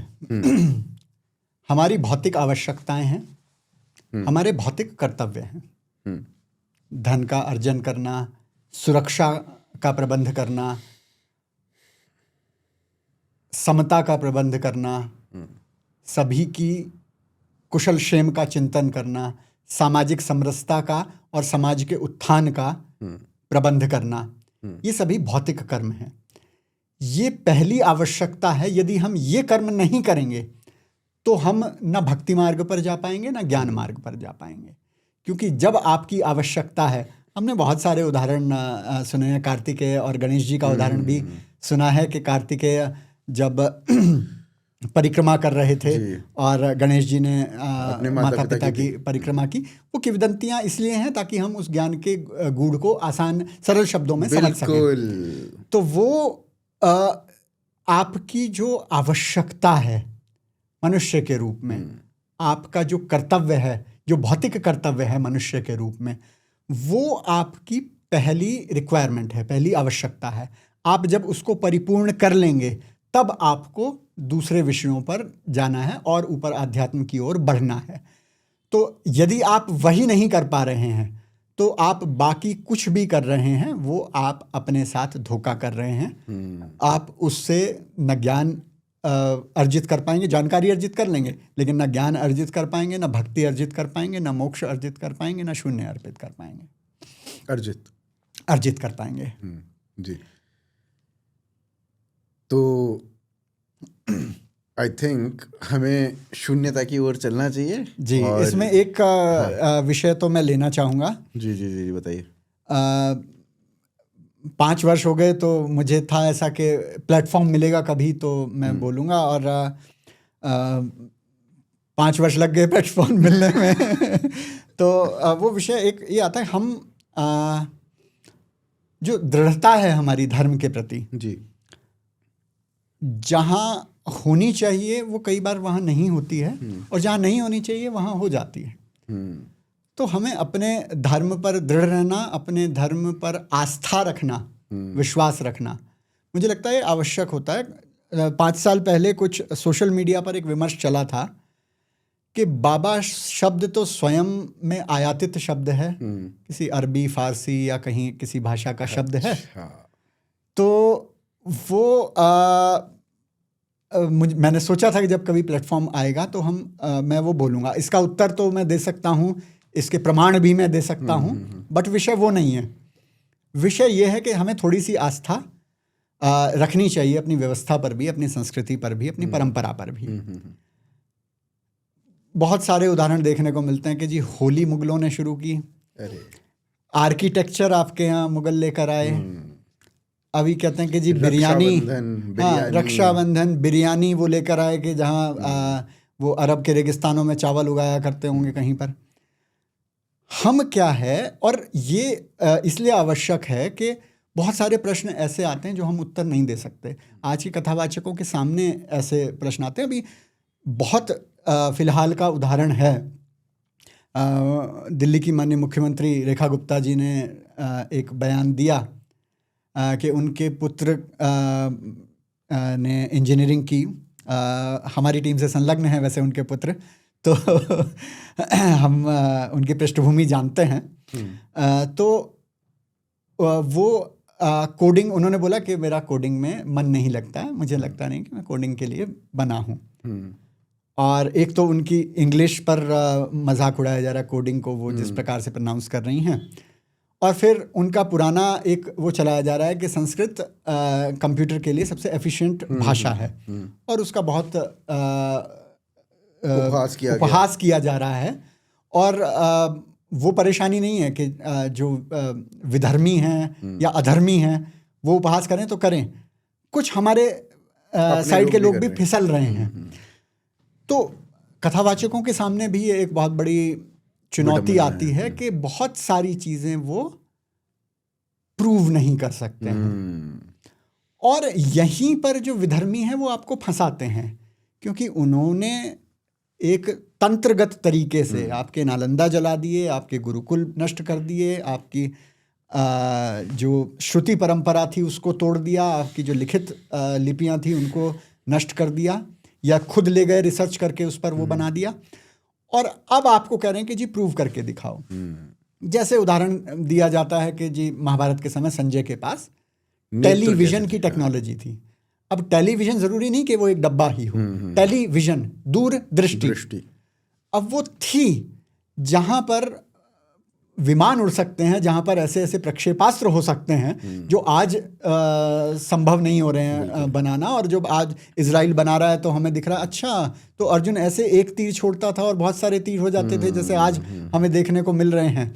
तो वो आपके कथावाचक या आपके गुरु या आपके जो प्रबुद्ध जन हैं वो प्रूव नहीं कर पाएंगे, वो उसके साक्ष्य नहीं दे पाएंगे। लेकिन यहाँ आस्था का, यहाँ विश्वास का ये आता है कि आपको हर बात का साक्ष्य देने की आवश्यकता नहीं है। मेरे राम अयोध्या में जन्मे थे, यहीं जन्मे थे तो यहीं जन्मे थे, मुझे आपको साक्ष्य देने की आवश्यकता नहीं, ये मेरी आस्था है। साक्ष्य हैं, हमारे पास साक्ष्य हैं। दिया कुमारी जी जो मंत्री हैं उन्होंने दिया कि वो अपना पूरा कुल का ब्यौरा दिया, लेकिन हर चीज का नहीं मिलेगा।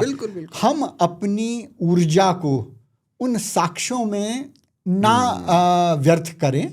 और बाबा शब्द का यदि वो दिखता है तो जो ये कहते हैं कि अरबी भाषा और इस्लाम के बाद के का ये शब्द है उसके, और आप विकिपीडिया पे जाकर देखेंगे, मैंने भी जब मेरे सामने 5 वर्ष पहले आया मैंने सब सर्च किया तो वही है कि शुरू के 100 रिजल्ट में यही मिलेगा आपको कि उधर से आया है ना। वो तो 101 में रिजल्ट तक जाना पड़ेगा और वो हर कोई जा नहीं सकता।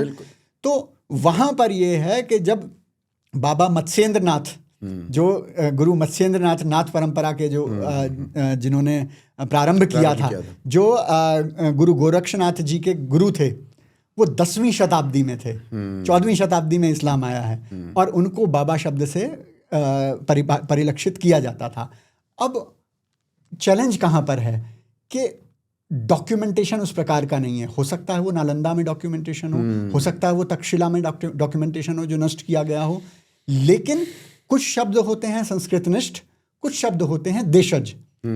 अब बिल्कुल साफ परंपरा है कि हमारे यहाँ बाबा है, उनके यहाँ अगर बाबा है तो बाबा शब्द शायद फारसी में या आज की ईरानी भाषा में शायद मेरे ख्याल से दादी के लिए या किसी महिला के लिए प्रयोग किया जाता है। ठीक है, तो उनके समानांतर शब्द क्या हैं? समानांतर शब्द नहीं है। हमारे पास दीदी भी है, दादी भी है, ठीक है, अम्मा भी है, जो शब्द हैं जो बच्चों के लिए सबसे सरल होते थे बोलने के लिए, सबसे पहले शब्द वो निकलते थे उनसे, माँ, मामा, नाना, वो शब्द रखे जाते थे। हमारे यहाँ सारे शब्द हैं, तो एक बाबा शब्द वहां से आयातित कैसे हो सकता है? और उनके यहाँ सिर्फ एक शब्द है। फिर भी हम इतने इन्फीरियोरिटी कॉम्प्लेक्स में घिरे रहते हैं कि हमें मतलब मैं किसी का नाम नहीं लेना चाहता हूं, लेकिन फ्रांसिस गॉटियर कुछ कहेंगे तो हम कहेंगे हाँ ये देखो अंग्रेज भी कह रहे हैं। बहुत सारी रील्स चलती हैं कि देखो अंग्रेज लड़कियां कृष्ण का वो अपना रही हैं और हमारी लड़कियां ऐसे कर रही हैं। हमें क्यों अंग्रेज लड़कियां देखनी हैं?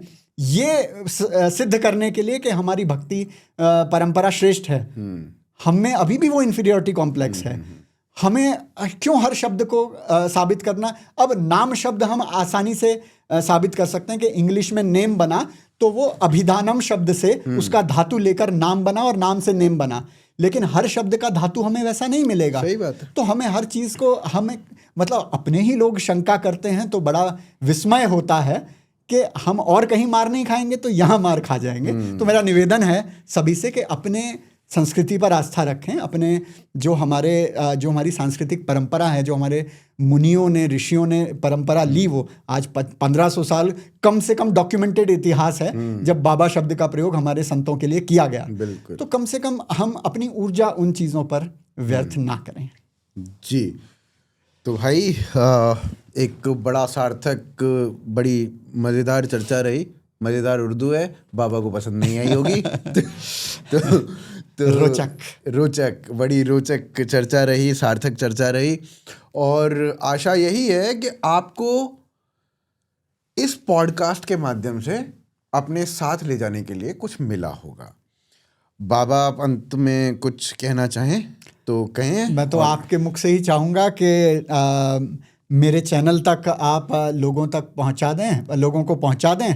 बिल्कुल। और बाबा कथावाचक वो आप अपने शैली में कहेंगे, मैं अंदाज कहने वाला था, क्षमा चाहता हूँ, अपनी शैली में आप कहेंगे। और मैं केवल इतना कहना चाहता हूँ कि केवल यूट्यूब पर ना जाएं, क्योंकि यूट्यूब पर बाबा का वनवास फिर कब शुरू हो जाए तो वो नहीं कह सकते। तो सभी प्लेटफॉर्म पर, इंस्टा, फेसबुक, एक्स, सभी प्लेटफॉर्म पर आप जाएं, बाबा को आशीर्वाद दें अपना, और जुड़ें, और आप अपने शैली में कहें। तो जी मैं नीचे पिन कमेंट में और डिस्क्रिप्शन में बाबा के नए चैनल का और बाकी और प्लेटफॉर्म्स का लिंक डाल रहा हूँ। आप उन लिंक्स पे जाइए और उन लिंक्स के थ्रू आप उन सभी प्लेटफॉर्म्स पे इनको फॉलो कीजिए। और बाबा कथावाचक चैनल का नाम है, कहीं पे भी सर्च करेंगे आपको ऊपर मिल जाएगा। इन सभी चैनल को, इन सभी प्लेटफॉर्म्स को आप फॉलो कीजिए। और इसी के साथ हम आपसे विदा चाहते हैं। जय श्री राम। जय श्री राम।